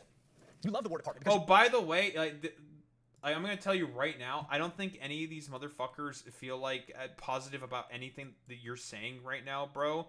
Because every single time you've left, like, for, like, sort of a pause for an applause line, no one fucking clapped. We're getting a lot of, like, Jeb Bush, please clap moments from this, fucking complete shit show of a meeting. Oh, don't worry. We're going to get to the big man himself when he decides to fucking have his fucking 2 words to put into any of this. You love what you do, the profession of arms. You are hereby liberated to be an apolitical, hard-charging, no-nonsense constitutional leader that you joined the military to be. We need you locked in on the M, not the D, the E. So this guy, Basilul, his name is Pete Hegseth. He is the current Secretary of Defense under Donald Trump, and well, he's basically like he participated in the military when earlier in his life. He went to Iraq, and that's like all of the fucking military experience that he basically has. Participating in a war that, well, he was effectively lied into. But he hates Muslims, so, well, that's why his dumbass was fucking chosen by Trump. Also because he would fondle Trump's balls. And the current administration is basically headed by people who are all fucking yes men, and people who will just fondle the balls of the current president of the United States of America. He is really fucking stupid, to be quiet. He is bad, but he's also, like, incredibly fucking dumb. Not the DEI or the DIE of dime. By that I mean the M, military, of the instruments of national power. We have entire departments across the government dedicated to diplomatic, informational, and economic lines of effort. We do the Also, like, here, like, let's be honest here. Like, again, I'm gonna keep reiterating this point seemingly every single time. The reason why a lot of, like, standards were probably lowered for the goddamn military in terms of recruitment is simply due to the fact that their recruitment numbers were going down. Like, no one was fucking joining the goddamn military, dude. Like, because nobody wanted to join it. Because of Iraq, dude. That you supported. M. Nobody else does. And our go-forward is master in every domain, every scenario. No more distractions, no more political ideologies, no more debris. Now, of course, we're going to disagree at times. We would not be Americans if we didn't. Being a leader in a large organization like ours means having frank conversations and differences of opinion. You will win some arguments, and you will lose some arguments. But when civilian leaders issue lawful orders, we execute. We are professionals in the profession of arms. Our entire constitutional system is predicated upon this understanding. Now, it seems like a small thing, but it's not. This includes as well the behavior of our troops online. To that end, I want to thank and recognize the services for their new proactive social media policies. Use them. Anonymous, online, or keyboard complaining is not worthy of a warrior. It's cowardice, masquerading as conscience. What? Hey, Pete, there might be a reason why people might want to stay anonymous with, like, sexual assault claims, my dude. Because they might be in fear of retribution. There's a reason why lawyers very, very often will, or not lawyers, but journalists very, very fucking often will keep a lot of their sources anonymous. It's not out of fucking cowardice. It's out of safety for the people who has given them information. This is standard journalistic practice. But then again, well, Pete Hegseth was a part of fucking Fox News, and, well, those guys are not a fucking journalistic sort of outlet. They're just like, well, for lack of a better term, a collection of, like, drunkards, morons, and complete fucking idiots. Anonymous unit-level social media pages that trash commanders, demoralize troops, and undermine unit cohesion must not be tolerated. Again, O3s, E6s. Sixth, we must train and we must maintain. I'm going to keep telling you the only reason why he's saying this O3 stuff is because wasn't he himself also like a fucking O3 or something? And now, like, all these, like, 4-star generals have to listen to this complete, utter fucking moron bloviate and talk about, like, I don't know, the problems of, like, being woke in DEI or something. Any moment that we are not training on our mission or maintaining our equipment is a moment we are less prepared for preventing or winning the next war. That is why today, at my direction, we are drastically reducing the ridiculous amount of mandatory training that individuals and units must execute. We've already ended the most egregious. Now we're giving you back real Guys, if you're 3 IQ and stupid, it's the perfect time to join the fucking military. time. Less PowerPoint briefings and fewer online courses, more time in the motor pool, and more time on the range. Our job is to make sure you have the money, equipment, weapons, and parts to train and maintain. Again, for, like, the generals and stuff? Like, for petty fucking officers? Again, like, what? Do you want to build, like, the Imperial Commissariat or something? Like, again, what is the point of any of this? Why are you saying these things? This is so fucking stupid. You take it from there. You all know this because it's common sense. The tougher and the higher the standards in our units, the higher the retention rates in those units. Warriors want to be challenged. Troops want to be tested. When you don't train and you don't maintain, you demoralize. And that's when our best people decide to take their talents to the civilian world. The leaders who created the woke department have already driven out too many hard chargers. We reverse that trend right now. There is no world in which high-intensity war exists without pain, agony, and human tragedy. We are in a dangerous line of work. You are in a dangerous line of work. We may lose good people. But let no warrior cry out from the grave, if only I had been properly trained. We will not lose warfighters because we fail to train or equip them or resource them. Shame on us if we do. Train like your warriors' lives depend on it. Because they do. To that point, basic training is being restored to what it should be. Scary, tough, and disciplined. We're empowering drill sergeants to instill healthy fear in new recruits. ensuring that future warfighters are forged. Guys, we need Full Metal Jacket, sort of dipshit morons to return, because that's what he wants, dude. It's honestly, it's gonna be it's full fucking Metal Jacket, dude. Full Metal Jacket, drill sergeant. Let's go, dude. Yes, they can shark attack, they can toss bunks, they can swear, and yes, they can put their hands on recruits. This does not mean they can be reckless or violate the law, but they can use tried and true methods to motivate. Well, I mean, like, what do you mean? Like, abuse or some shit? Like, what? You want them to fucking slap the fuck out of them or something? Like, what do you mean? Like, it's so fucking stupid, man. Like, guys, we need to build the Imperial Commissariat or something. Yeah, do a few war crimes, that's fine. Yeah, who gives a fuck about any of that shit? Geneva Convention? What's that? Nah, who gives a shit? It's just so fucking dumb. You sent something important on Discord. What is it?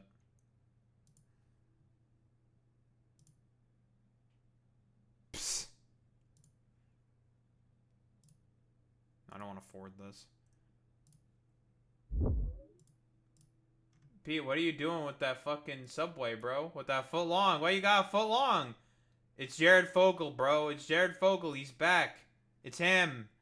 It's him. Let's go. New recruits, to make them the warriors they need to be. Back to basics at basic as well. Of course, and you know this basic training is not where mission readiness should end. The nature of the evolving threat environment demands that everyone, in every job, must be ready to join the fight if needed. A core credo of the Marine Corps is every Marine a rifleman. It means that everyone, regardless of MOS, is proficient enough to engage an enemy threat at sea, in the air, or in a so-called rear area.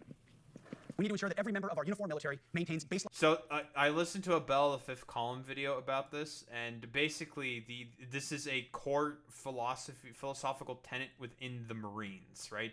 And I mean, he said himself, this is also from the fucking Marines. There's a reason why it is incredibly fucking stupid that he's doing this. It's because there's a lot of different departments that do a lot of different stuff within the fucking military. The United States military is very vast and complicated and large for a lot of fucking reasons. Partially due because of all of the fucking funding that it seemingly keeps getting. But whatever, I digress.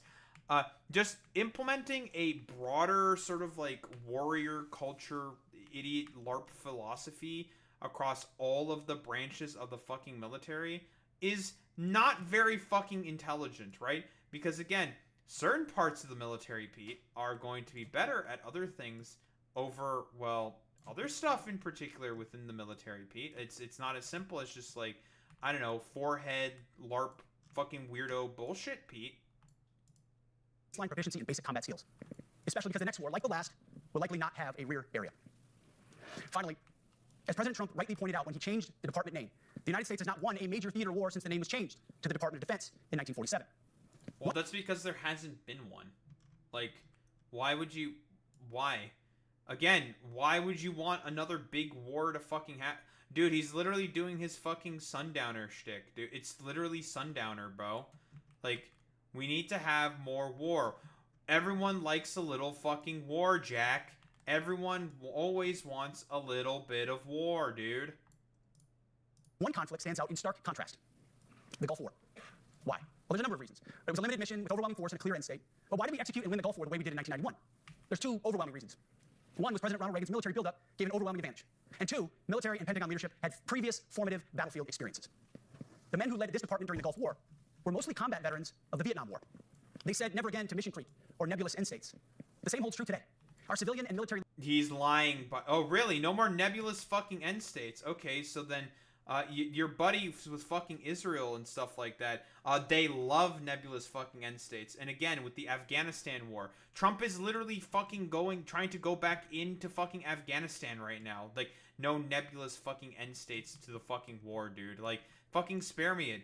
The reason why the Forever Wars fucking were in the, or rather like became a thing to begin with is because of fucking people like you, Pete. Like, because of all this shit. Like, yeah, exactly. Great point there, Alex. Yeah, the fucking war that you guys are trying to push for with fucking Venezuela, what is the end point of that? Like, you're gonna fucking arrest Nicolas Maduro when what he is doing right now is actively training literally every adult fucking person to be able to wield a rifle. Again, good luck trying to be able to fight through, a hostile fucking nation who does not want you there and is basically going to have everyone within that fucking goddamn country armed with a fucking goddamn rifle. Like, good luck fucking getting through all of that, douchebag. Leadership is chock full of veterans from Iraq and Afghanistan who say never again to nation building and nebulous end states. This clear-eyed view, all the way in the White House, combined with President Trump's military buildup, postures us for future victories if, and we will, and when, we embrace the War Department. And we must. We are preparing every day. We have to be prepared for war, not for defense. We're training warriors, not defenders. We fight wars to win, not to defend. Defense is something you do all the time. It's inherently reactionary and can lead to overuse, overreach, and mission creep. War is something you do sparingly. My God, he just wants, like, more fucking people to just, like, suffer, bleed, and die for, like, literally no gain. Like, no gain. There's no point to any of this. It doesn't matter. Just, like, do the LARP cope fucking weirdo bullshit, so that fucking a couple extra bucks can be made by whatever, like, Halliburton, Raytheon, dumbass dipshits he's inevitably going to join after he leaves the fucking goddamn position, dude. Like, that's all that it is, dude. It's actually fucking insane, man. On our own terms, and with clear aims. We fight to win. We unleash overwhelming and punishing violence on the enemy. We also don't fight with stupid rules of engagement. We untie the hands of our warfighters to intimidate, demoralize, hunt. There's a reason. What do you mean, get rid of the fucking rules of engagement? The reason why the fucking United States of America is as vaunted and as disciplined and as sort of, well, cherished? Not cherished, but as a sort of, critically acclaimed for is because of its extensive rules of fucking engagement. I mean, currently, Pete Hegseth is the dude who's just randomly fucking bombing random boats in international fucking waters, so I think it makes perfect sense why this motherfucker in particular seemingly doesn't really give much of a shit at all about the fucking rules of engagement. It turns out that they're there for very fucking important reasons. Because, again, you might be bombing some, like, random civilians for, like, no fucking reason. And kill the enemies of our country. No more politically correct and overbearing rules of engagement. Just common sense, maximum lethality, and authority for warfighters. That's all I ever wanted as a platoon leader. And it's all... I'm going to tell you right now, the first raid that Donald Trump did in his fucking, time in office and during his first administration, killed an American civilian. All my E6 squad leaders ever wanted, back to that E6 rule. We let our leaders fight their formations, and then we have their back. It's very simple, yet incredibly powerful. A few months ago, I was at the White House when President Trump announced his Liberation Day for America's trade policy. It was a landmark day. Well, today is another Liberation Day. The liberation of America's warriors, in name, in deed, and in authorities. You kill people and break things for a living. You are not politically correct, and don't necessarily belong always in polite society. We are not an army of one. We are a joint force of millions of selfless Americans. We are warriors. We are purpose-built, not for fair weather, blue skies, or calm seas. We were built to load up in the back of helicopters, 5 tons, or Zodiacs, in the dead of night, in fair weather or foul, to go to dangerous places, to find those who would do our nation harm, and deliver justice on behalf of the American people in close... Again, I have to ask, like, who the fuck wants to do the United States harm at the moment? Like, again, who is going to do this? It's one of those things. It's just like, it's just weird fucking LARP cope shit, because, again, you have to consistently ask yourself this question. Who is the U.S. currently going to have to fucking fight? Like, who? Who? It's so fucking stupid. And brutal combat, if necessary. You are different. We fight not because we hate what's in front of us. We fight because we love what's behind us. You see, the Ivy League faculty lounges will never understand us, and that's okay. Because they could never do what you do. Well, no, it's because what you're trying to do right now is really fucking stupid. It's really, really fucking stupid. The media will mischaracterize us, and that's okay. Because deep down they know the reason they can do what they do is you. The media will fucking mischaracterize us. I mean, because that's what in reality he really fucking cares about. He cares about his fucking perception in the fucking media, dude. Because he's a fucking just complete utter fucking dumbass. Like, again, you don't just do shit like this willy-nilly. It's so fucking stupid. You don't just like randomly fucking attack people for no reason. You don't just like randomly just like decide to do a fucking hit on something or someone for no fucking reason. That's why this is just incredibly fucking stupid, dude. It's just like, okay, man, whatever. Like, again, I'm gonna just keep reiterating this point. The first attack / raid on like what was suspected to be like a terrorist compound ended up actually killing an American. It's so fucking stupid. In this profession, you feel comfortable inside the violence so that our citizens can live peacefully. Lethality is our calling card, and victory our only acceptable end state. In closing, a few weeks ago, at our monthly Pentagon Christian prayer service, I recited the Commander's Prayer. It's a simple yet meaningful prayer for wisdom for commanders and leaders. I encourage you to look it up if you've never seen it. But the prayer, it ends like this. And most of all, Lord, Please keep my soldiers safe. That's not the main reason why a lot of people within the sort of those areas really hate the United States. It's not exactly true, Bashilul. The main reason is because the U.S. is incredibly aggressive and interventionist, right? Again, the Iraq War, the Afghanistan War were wars that were completely conceived of and based off of a lie, right? When George Bush said that Iraq currently has WMDs, that was a lie, and it was proven to be a lie by the fucking UN, right? Like, it was just complete, utter fucking bullshit. It was a lie in order to justify a new sort of fucking goddamn war for the benefit of, well, let's be honest here, a couple of rich people and corporations. That's the main reason here. Lead them, guide them, protect them, watch over them.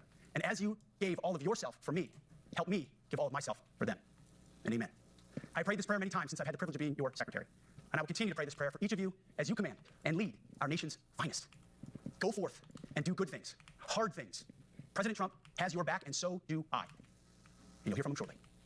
Move out and draw fire, because we are the War Department. Godspeed. Alright, well, we're done with the fucking Crusader LARPer. Why don't we get to the other dipshit? Because he also decided to do some talking as well. Yeah, zero claps. Like, nothing whatsoever. They just, listen, the whole time they were just sitting there being like, bro, okay. Pure silence. No claps, nothing. It's literally like the fucking Necron skeleton meme where they're just like where they're just like sitting there and it's like the fucking music and they're just like sitting there with their mouths agape, just like, man, we just have to fucking like sit there and just like listen to this complete utter drunkard moron just like bloviate and talk about complete utter nonsense. But speaking of bloviating drunkard, well, morons, the current president of the United States of America changing the name of the Department of Defense is a first sign of wokeness. Yeah, it was totally because it was done because of wokeness and not because of the fact that, well, let's be honest here, purely due to the fact that it's supposed to obfuscate what the real fucking purpose of the Department of Defense was supposed to be, and that was to conduct wars and do fucking colonialism and acts of aggression on who they perceive are their enemies, quote unquote.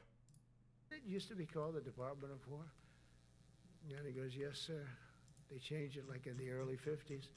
So we won the First World War. We won the Second World War. We won everything in between and everything before that. We only won. And then we went, in a way, woke. That was probably the first sign of wokeness. And we changed it to defense instead of war. And I said, what do you think? How do you think if we changed it back? Would that be a nice idea? And Pete loved it immediately. Some people think... Well, I mean, Pete loved that shit immediately because he's a fucking LARPer. He's just a fucking drunkard, idiot moron who just wants to, I don't know, fucking kill people, for lack of a better term. Like, that's all that Pete Hegseth cares about. Thought about it, you know, they gave it a little thought. But in the end, we did it. And I have to be honest, it's so popular. I thought it would be met with fury on the left, but they're sort of giving up, I must be honest with you. They've had it. They've had it with Trump. Okay, I will be honest there. The left is kind of giving up on dealing with fucking Trump. Sure. I don't just... Okay, that is the one thing I'll agree with Trump on there in particular. They are sort of giving up on dealing with fucking Trump.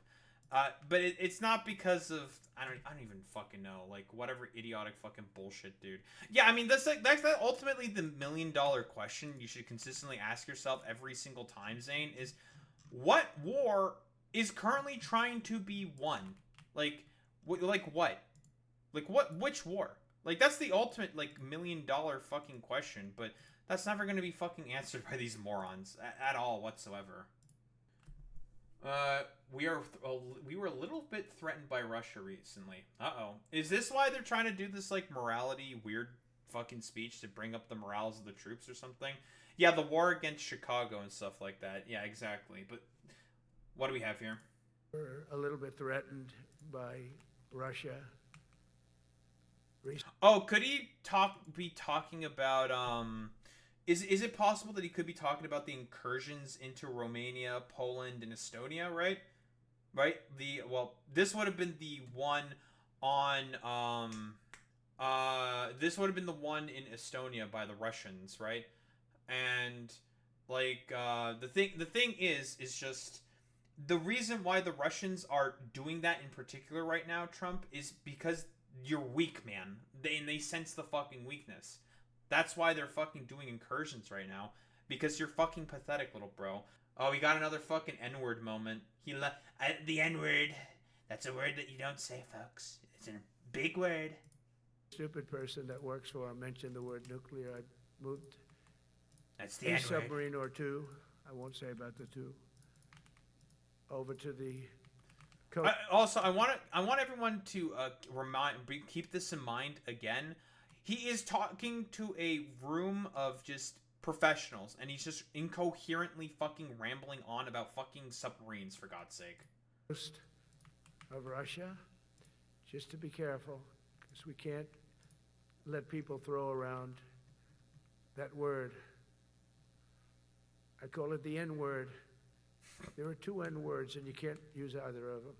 Can't use both those N-words, folks. Can't use either of them. Can't use the N-word, folks. So frankly, upsetting. If it does get to use, we have more than anybody else. We have better, we have newer, but it was. Okay, well, I guess Trump wants to do like very sleepy nuclear saber rattling, similar to that. I mean, you know, him and the Russians are one and the same. Listen, Russia loves to nuclearly saber rattle consistently. So I don't know, like this is wholeheartedly consistent with a lot of like what Trump even wants to do in general, like just saber rattle for like no reason. Oh yeah, like definitely Zane. At one point in his life, he definitely wants to click the big red button. He's like, I really want to nuke some country somewhere. I want to click the big red button. Let me tell you, folks, I really want to fucking click it. Like, and it's just like, please don't do that. You will literally kill all of us if you decide to click the big red button right now, Trump. That is a really bad fucking idea, bro. But what's this? Trump to generals, we want war because we want to have no wars. What does that even mean? We want war so that there are no more wars? We gotta have the biggest nebulous war possible in order to end all the wars. Okay, bro. When we go with the word war, and you know, we want war because we want to have no wars, but you have to be there, and you know, sometimes you have to do it. I have settled He's so real many wars sleepy, since by the I've way. been here almost 9 months, and I've settled 7, and yesterday we might have settled the biggest of them all, although I don't know. Yeah, he's, you know, I'm gonna tell you right now, this guy has settled none of the wars. Like, even the wars that he thinks he settled in, whatchamacallit, yeah, freedom is slavery, yeah, war is peace, work will set you free even, you know, shit like that. It's complete fucking utter nonsense coming from a doddering, old, rambling fucking man. Like, what are you fucking talking about, bro? Like, seriously. Like, it's just complete, utter fucking nonsense, dude. It's just like, yeah, man, totally. Like, if you just go ahead and try to, I don't know, declare war and go after as many people as possible, surely this will work out about as well as you think it will. If you just keep being belligerent and fucking aggressive with your allies, your enemies, literally everyone possible, that's going to really, really play well in terms of ingratiating yourself to, well, people who ostensibly agree with your position. Pakistan, India was very big. Both nuclear powers, I settled that. He didn't settle anything. Could be the settlement in the Middle East. That hasn't happened for 3,000 years. I said, how long have you been fighting? 3,000 years, sir. That's a long time. But we got it, I think, settled. We'll see. Hamas has to agree. Yeah, Hamas, Israel, the Jewish people, and Arab people have not been fighting for thousands of years. None of these fucking goddamn religions, the only one who has existed for thousands of years was Judaism. Like, that's it. Otherwise, fucking, I think Muslim, or rather, Islam only existed for about 1,500 years. And again, since Trump doesn't know anything about the fucking history at all whatsoever, here something funny, okay? Real funny. Trump, the Ottomans, the Rashiduns, the Umayyads, all these different fucking caliphates, all these different Muslim sort of polities and kingdoms were able to coexist peacefully with Jews in the area. Why is that? I wonder what changed in particular. Probably nothing to do with the British or the French at all whatsoever. It's so stupid. Claiming he has ended 8 wars, by the way. I'm going to guarantee you, like, he doesn't even know what it is. But then again, this is like the Trump special. Keep ratcheting up the rhetoric. Keep saying, like, more, like, ridiculous, idiotic nonsense. Keep playing up the number as much as possible in order to make it seem like, well, he's doing as sort of good of a job as fucking possible or something, even though he'll, like, consider that he settled a border tension as settling a war. It's like, that's not how that works. It's border tensions, that's completely different, but it's just fucking stupid. Just about everybody. We have one signature that we need, and that signature will pay in hell if they don't sign. I hope they sign for their own good and we create something really great. But to have done 8 of them is just like such an honor. And then we have Putin and Zelensky. The easiest one of them all. I said, that one I'll get done. I thought that was going to be first. The others are much harder, some of them. Azerbaijan this was going on for 36 years. They said it's not solvable, so don't do it. The only thing he's done is just basically put in American fucking peacekeepers in the place of the Russian ones that were there before. Like, that's it. He just opened up a corridor. That's not peace. The Azeris and the Armenians still have a lot. It's like, they're still pretty much at war with each other. Nothing has really changed there. But I said, I will do it. I will do it. And I got on the phone with the 2 countries. They were great. They were great. I knew immediately. I knew as soon as I started talking to them, we're going to solve that war. We did. Now they're so happy. Now they're friends. Just about everybody. Yeah, dude. Yeah, Azerbaijanis and the Azeris are they're friends now. They're going to come to the table and sing Kumbaya with one another. Yeah, totally, bro. Like, it's just fucking nonsense. I mean, but then again, his old man brain leaking out of his ears. It barely functions like it used to. Like, that's all there is to it. He's just like a doddering old dipshit. We have one. What's this? Bring about 8. Oh yeah, he didn't even know like what the name of Armenia was, because again, very very sleepy. But what is this? We have one signature that we need, and that signature will pay in hell if they don't sign. I hope they sign for their own good and we create something really great. But to have done 8 of them is just like such an honor. Those are much harder, some of them, 36 years. They said it's not solvable, so don't do it. I said, I will do it. I will do it. And I got on. I'm going to repeat clips here from Aaron Report now. They were great. I knew immediately. I knew as soon as I started talking to them, we're going to solve that war. We did. Now they're so happy. Now they're friends. One said he's been... Yeah, I mean, again, like, all he did in that fucking war was just open up a corridor. Like, that's it. And was allowed to put fucking American peacekeepers in there. That's it. Like, that's not settling the fucking war. It's just so fucking stupid. America is under invasion from within. Now, where have I heard rhetoric like this before? It couldn't be from, like, a particular funny mustachioed little man. Never heard of that before. What's this? Only in recent decades did politicians somehow come to believe that our job is to police the far reaches of Kenya and Somalia, while America is under invasion from within. We're under invasion from within. No different than a foreign enemy, but more different. I want you to keep in mind what he's talking about in this particular instance. He's talking about American citizens. Like, just a quick reminder for us to the people that we're sort of talking about. Yeah, you're being, like, I guess America is being invaded by a deep dish pizza or something, Alex. I don't, like, do you have something to do with this? Was there too much sauce in the pizza or something? What's going on here, Alex? What'd you do? Difficult in many ways because they don't wear uniforms. At least when they're wearing a uniform, you can take them out. These people don't have uniforms. But we are... Because they're American citizens, man. These are the people that you're supposed to be, like, governing over. But you just want to go after them and just, I don't know, I guess seemingly want to either detain them or murder them in order to...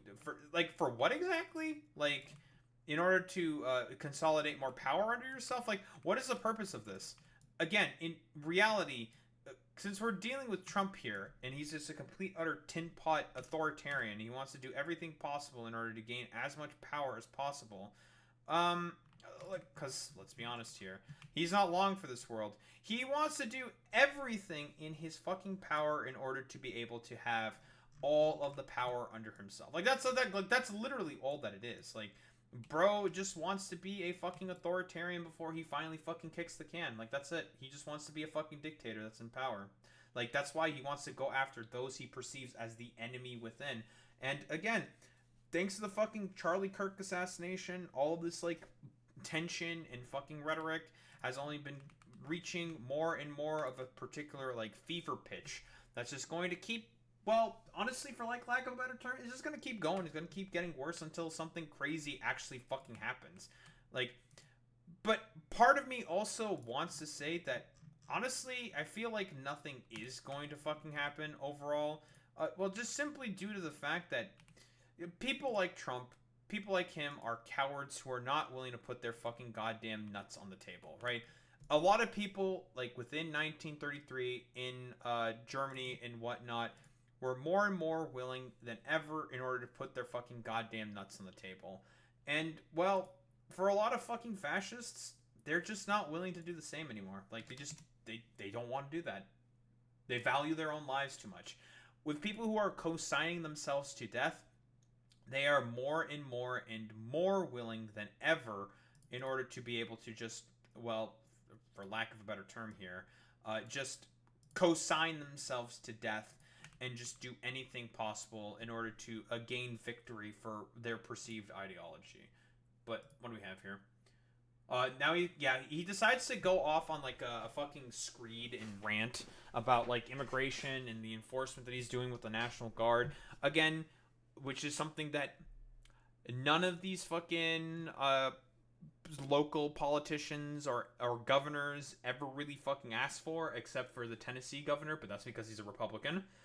And it's one of those situations where it's like, nobody asked for this. Nobody wanted this. Why are you doing this? Why do you think that this is a good idea? Because in reality, for him, it's all about the authoritarian power grab, fundamentally speaking. Worst gangs ever. But we took care of them. We took good, strong care of them. Oh, by the way, most of the areas that they were occupying were just, basically just, for lack of a better term, just like touristy areas and not really any of the areas that are, well, suffering more and more from crime. So it's one of those situations where it's just like, dog, you're not going to any of the places where there is more crime and more supposed fucking issues going on in the city when it comes to crime. That's just complete fucking LARP cope bullshit, bro. Like, it's so fucking goofy, man. Them, and I just want to thank the National Guard in Washington, D.C. It's embarrassing to say this. Now I can say it because we solved it, but Washington, D.C. was the most unsafe, most dangerous city in the United States of America, and to a large extent, beyond that. You go to Afghanistan, they didn't have anything like that. You go to countries that you would think. I don't think we really have to mention why this is really, really fucking stupid, dude. Like, what the fuck are you talking about? Why are you comparing, like, this to fucking Afghanistan? What, because, like, people don't like you, they don't agree with you, they're going to protest and actually put a fight up or some shit? Like, what are you exactly trying to suggest to do here, Trump? What, do you want to, like, shoot them or something? Like, what exactly is the play here? Because that's, like, the inevitable sort of conclusion, right? Like, to just shoot people, to kill them. Like, I think that's ultimately what he wants to do. He wants to get rid of all the sort of, like, political dissidents that he's having a fucking problem with in particular. So it's just like, okay, man, yeah, totally, dude. It's gonna go really, really well for you when you decide to just start going after those who you perceive as your fucking goddamn political opponents, dude. Yeah, for sure. Think there's problems. They didn't have that. And now Washington, D.C., after 12 days of serious intensity, we took out 1,700 career criminals, one of the worst gangs ever. Like, yeah, dude, career criminals, like, mostly dudes who just have, I think, like, minor fucking infractions, man. Like, okay, bro. But we took care of them.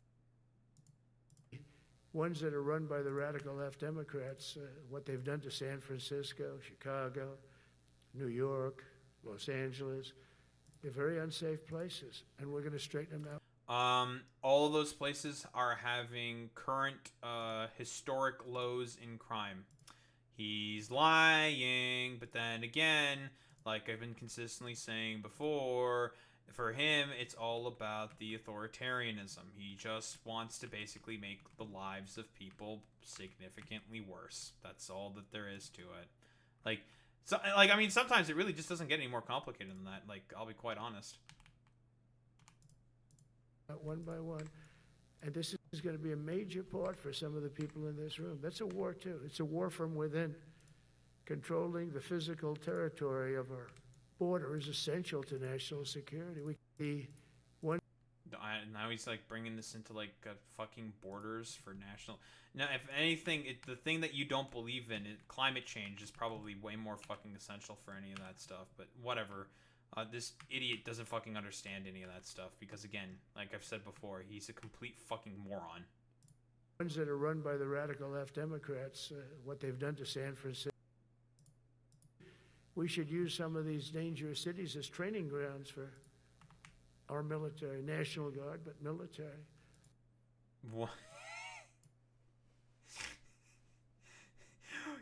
He's literally advocating for the military to start shooting on civilians and those who he perceives as his political what the fuck? Is he insane? Okay, bro. He's like, we need to have the military just start killing people. Just start killing them. Get rid of them, folks. We don't need them anymore. Just get rid of them. It's just like, okay, bro. Like, genuinely fucking insane, dude. Because we're going into Chicago very soon. That's a big city with an incompetent... By the way, this is like the third time he has said that he's trying to go into Chicago, and every single time he's just like backed off instantaneously because he knows that J.B. Pritzker is going to make a really big fucking stink about this. So again, is he gonna go in? Is he not gonna go in? Will he just like stop halfway and just sing like some kumbaya and pretend like nothing actually happened or something? I don't fucking know. Like, it's so stupid at this point where it's just like, who the fuck knows what he's going to do? It's just complete utter fucking nonsense at this point. It's just like, yeah, man, he's totally going to go in, wink wink, nudge nudge, because again, at this point it's just like, dog, like, no, the fuck he's not. Like, he's just gonna come up with like an excuse to try to claim victory, and then it's just not ultimately gonna go anywhere. Like, Pritzker threatened to deploy the Illinois National Guard in retaliation. Based of him, by the way. Yeah, actually, objectively fucking based. Because, like, again, you can't fucking tolerate any of this bullshit. It's just like, okay, what, like, you want to go after my fucking people? Okay, I'm going to protect my people with as, like, literally everything possible that is vested in me as the governor. Because you can't fucking do any of this stuff. Which is, I guess, why he's now trying to back off. Because he's trying to do the occupation, Alex, with, from what I understand, in essence, he's trying to do it with like Texas National Guard troops. And because he knows that, like, broadly speaking, if he were to try to do it with like literally anyone else, it would be extremely unpopular.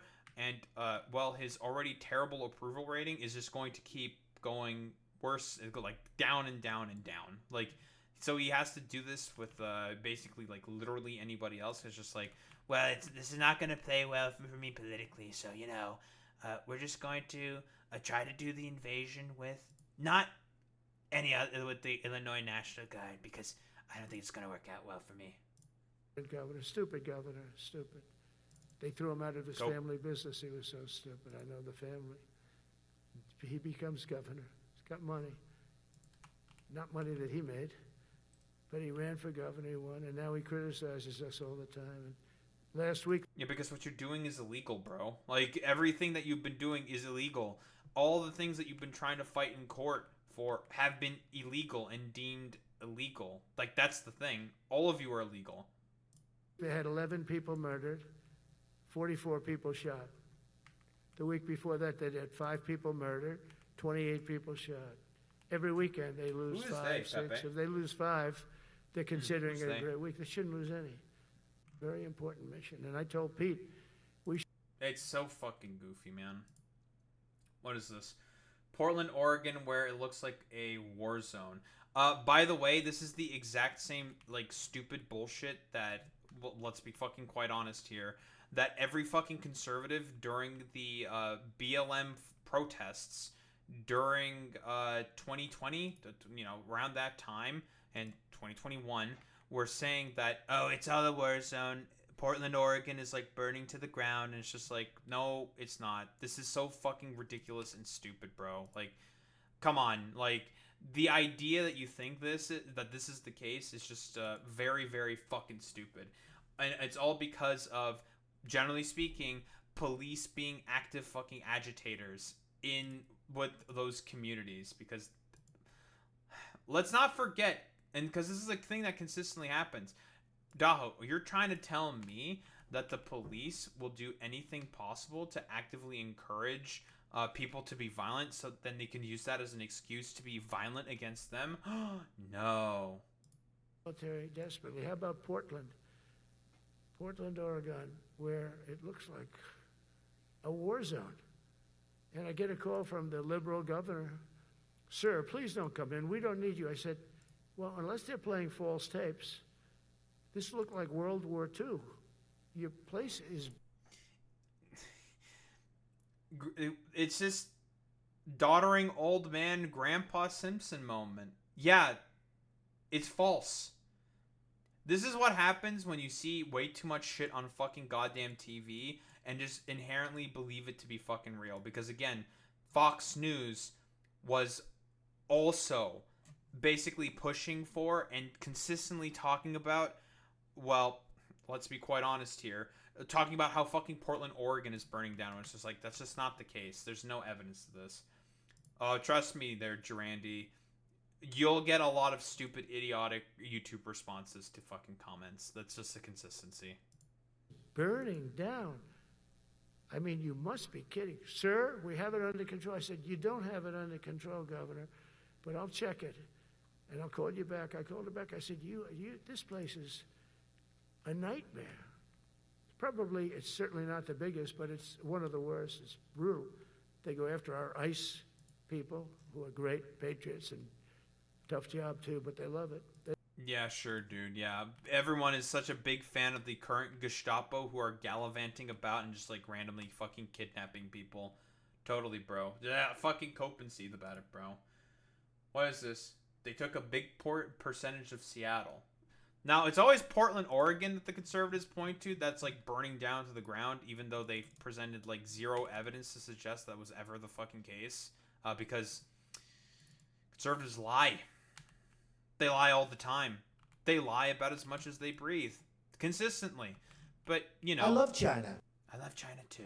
And it's just like, it's one of those things where it's just like, spare me it, bro. Like, what are you talking about? Like, there's no evidence or case or anything whatsoever to suggest that anything happening in fucking Portland, Oregon is because of, like, the shit that's happening because of, I don't know, BLM or whatnot. It's really, really fucking dumb, dude.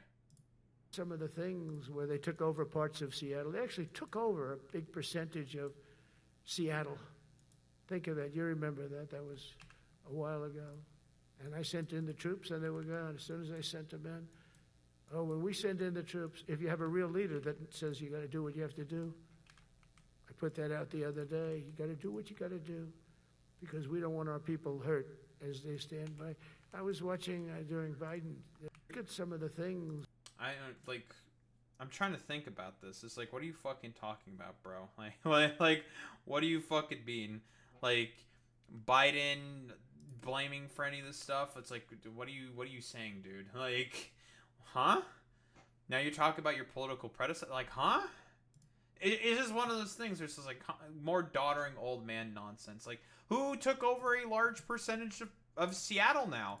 I thought it was supposed to be Portland that was the main thing that was being taken over, but now it's at Seattle now instead? Again, if you aren't inconsistent in your fucking narrative constantly, it says quite a lot about your potential narrative that you're trying to push. That it might be a bunch of bullshit. Like, let's be honest here. What's this? Oh, now why would you... He's bragging to the fucking military leaders about the illegal strikes that he did in international waters. Jesus fucking Christ. Yeah, he doesn't know the difference between any of this stuff. Because again, Durandi, the thing with Trump in particular is that the only thing he does is just listen to fucking Fox News and other conservative pundits just lie. And since his brain is broken, it barely functions anymore because he's incredibly fucking old. He can't tell any of the fucking goddamn differences between Portland, Seattle, I don't know, New York, Chicago. To him, it's all blurred into the same thing. It's as Bell the Fifth Column says, and I think she's 1000% accurate when she says this. It's Grandpa Simpson. It's just doddering old man syndrome, and he doesn't know what he's fucking talking about anymore. But he's now, yeah, it's all commie blocks him. Yeah, exactly. Like, because again, that's the same slop that's being fed to him, like, on a daily basis in the news, quote unquote. Like, it's just complete utter nonsense. But now he's going to brag to the military generals about, well, committing war crimes. Very cool. What do we have here? In Venezuela, you've seen the boats going. We can't find any more boats. They're carrying drugs, massive. Every boat kills. By the way, every single time he has said this, he's provided literally zero evidence to say or suggest at all whatsoever that they were carrying any drugs. There's just no evidence at all whatsoever. He's just lying. Even on the first boat, it was headed to Trinidad. No evidence whatsoever that it was carrying any drugs. And it was also, it was also basically headed back to fucking Venezuela after being attacked by the United States of America. It's about 25,000 people. That's what they have. They had fentanyl mostly and a lot of other drugs. And we take them out, and we've taken out 4. And it's on air.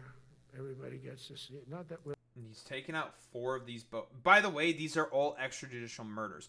They didn't have their fucking day in court. They didn't get to argue any of their cases or positions or anything. They just got bombed, and then questions were asked later. So, I mean, you know, again, it's time for time for the Hague to come out and to try to basically, well, let's be honest here.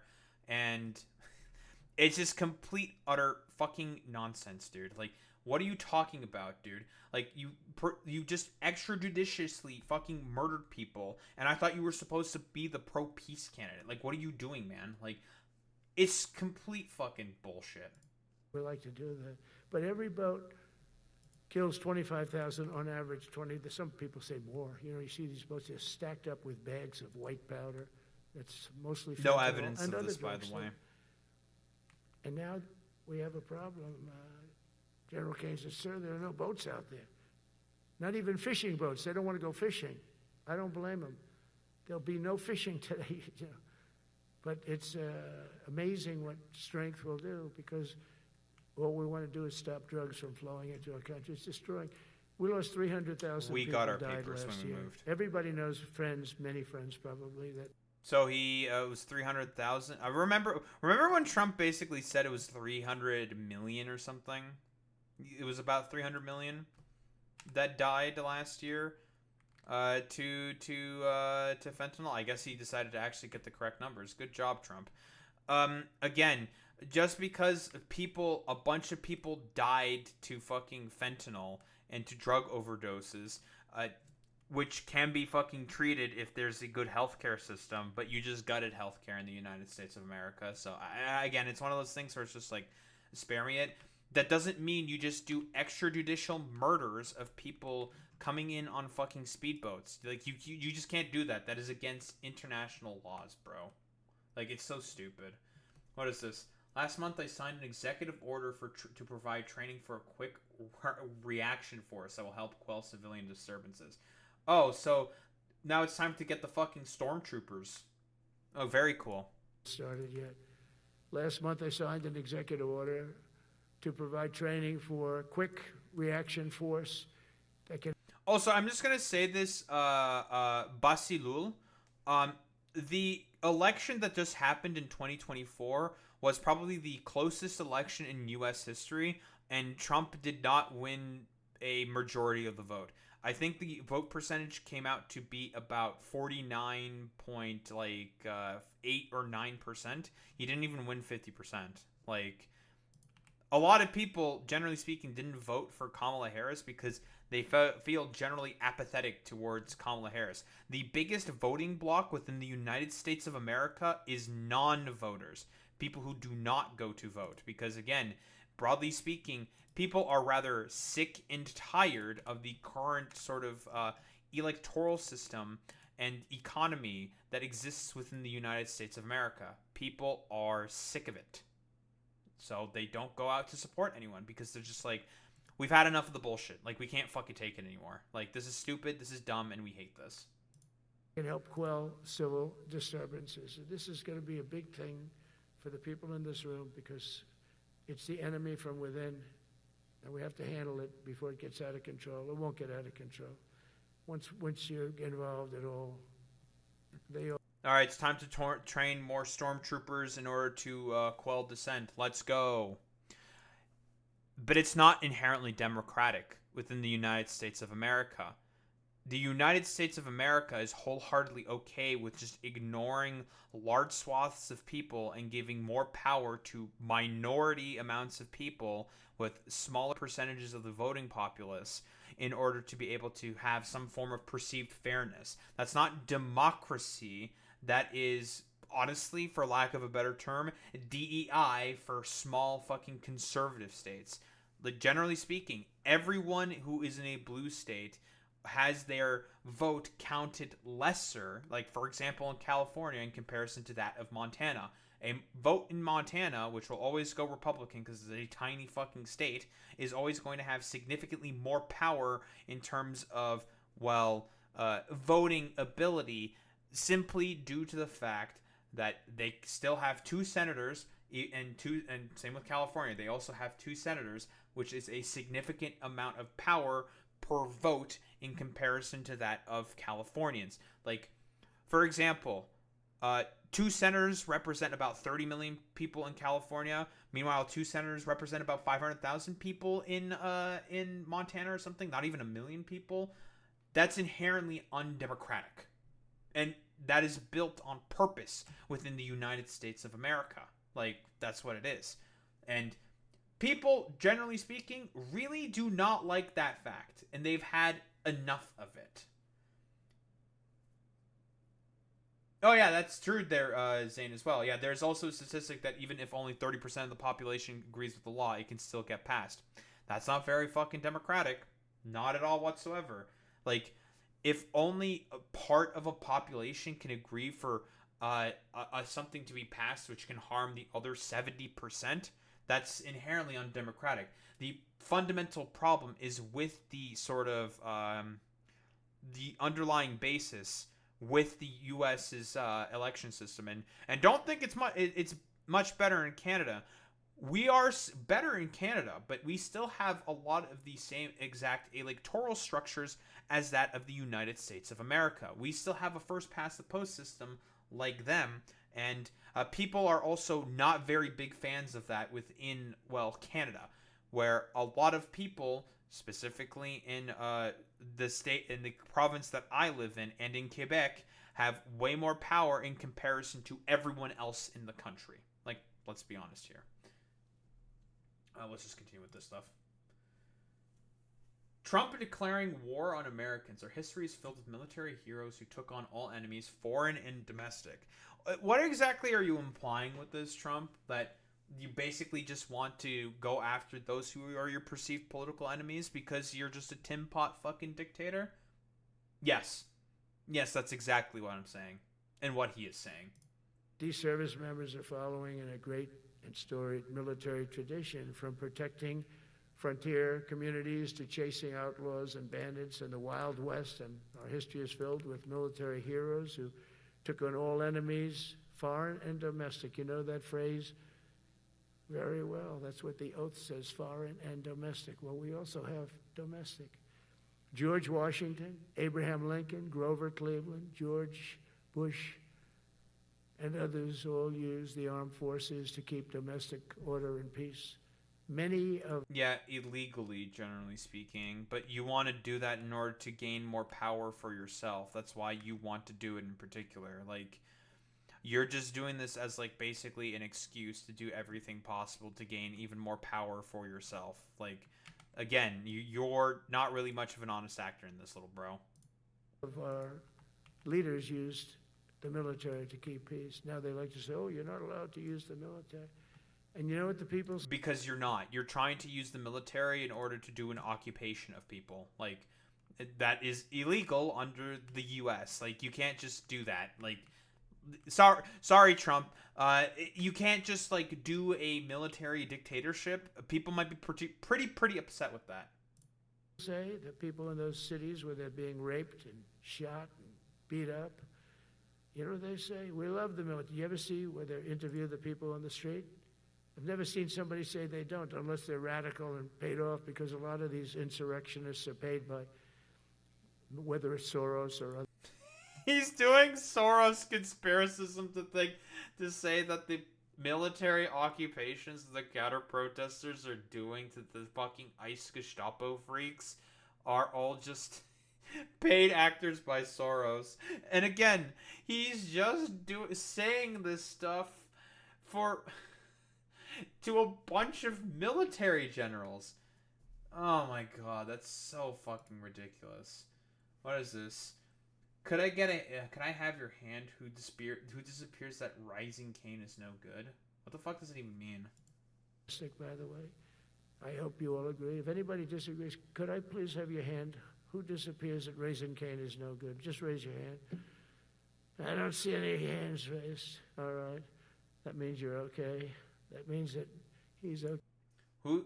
What does he mean by disappear at Raising Cane's? Like, Raising Cane, is it a restaurant or something? Like, what the fuck is he talking about?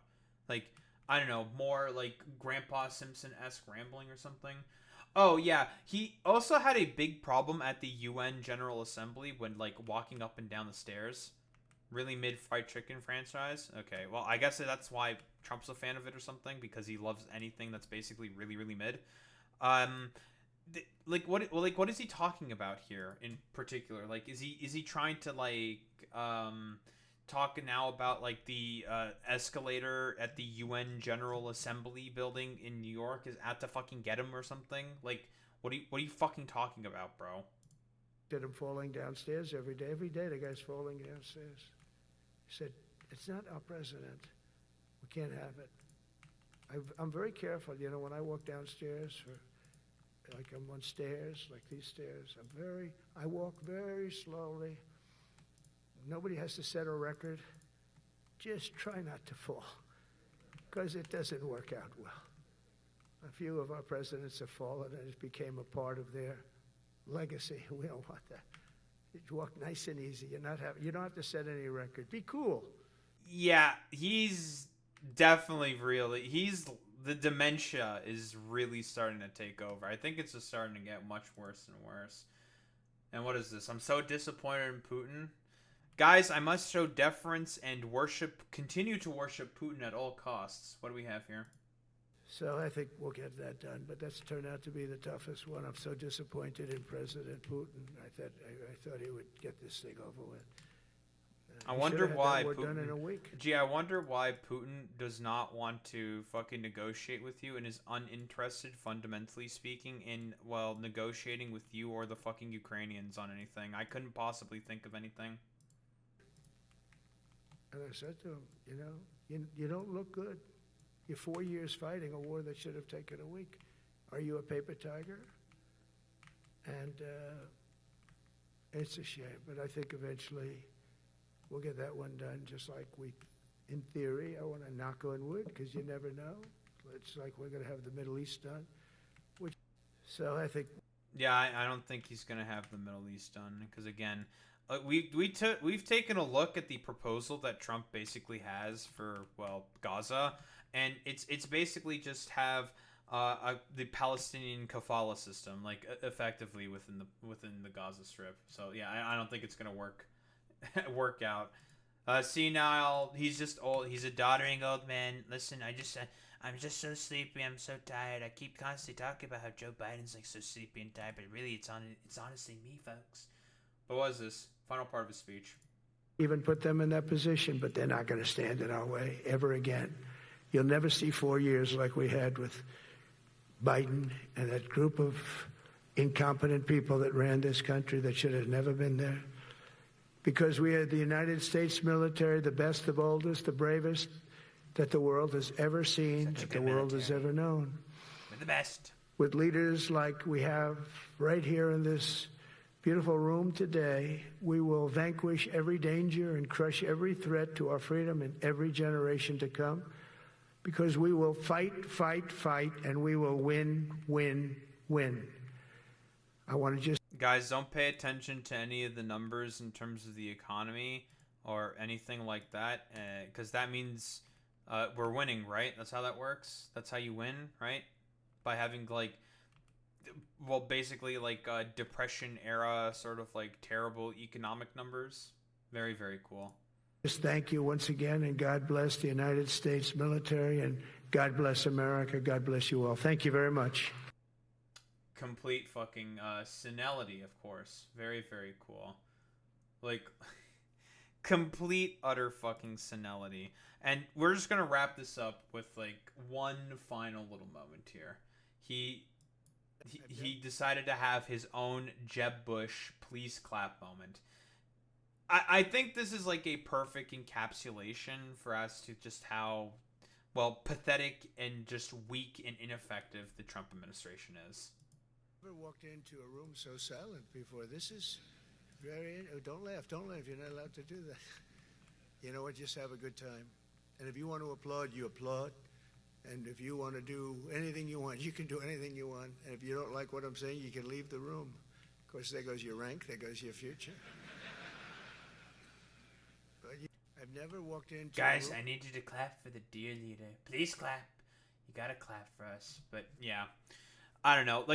What else is there to really say besides Pete Hegseth decided to do his LARP weirdo crusader LARP shit, warrior ethos stuff with a bunch of highly trained fucking professionals, and Trump is just a complete doddering old fool and old man who, seems to barely be able to recognize, 3 steps in front of him consistently. So, I don't know, what else is there to really say at this point besides, I'm just gonna keep saying the same thing, I guess. The United States is just completely and utterly cooked. Totally cooked. It's Jover. Please clap for dear leader, otherwise you're banned or something. I can't believe the generals are being so silent.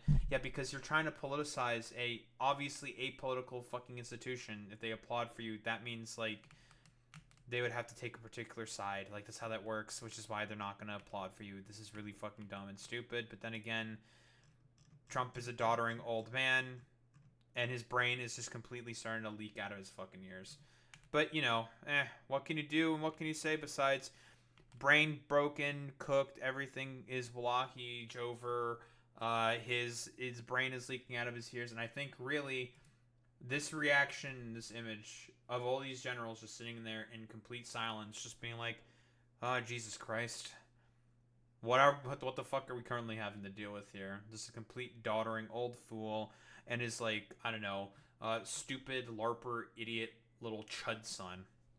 I don't think there's really much else to say besides I feel bad for the peeps in the United States of America who have to deal with, well, all these complete, utter fucking morons.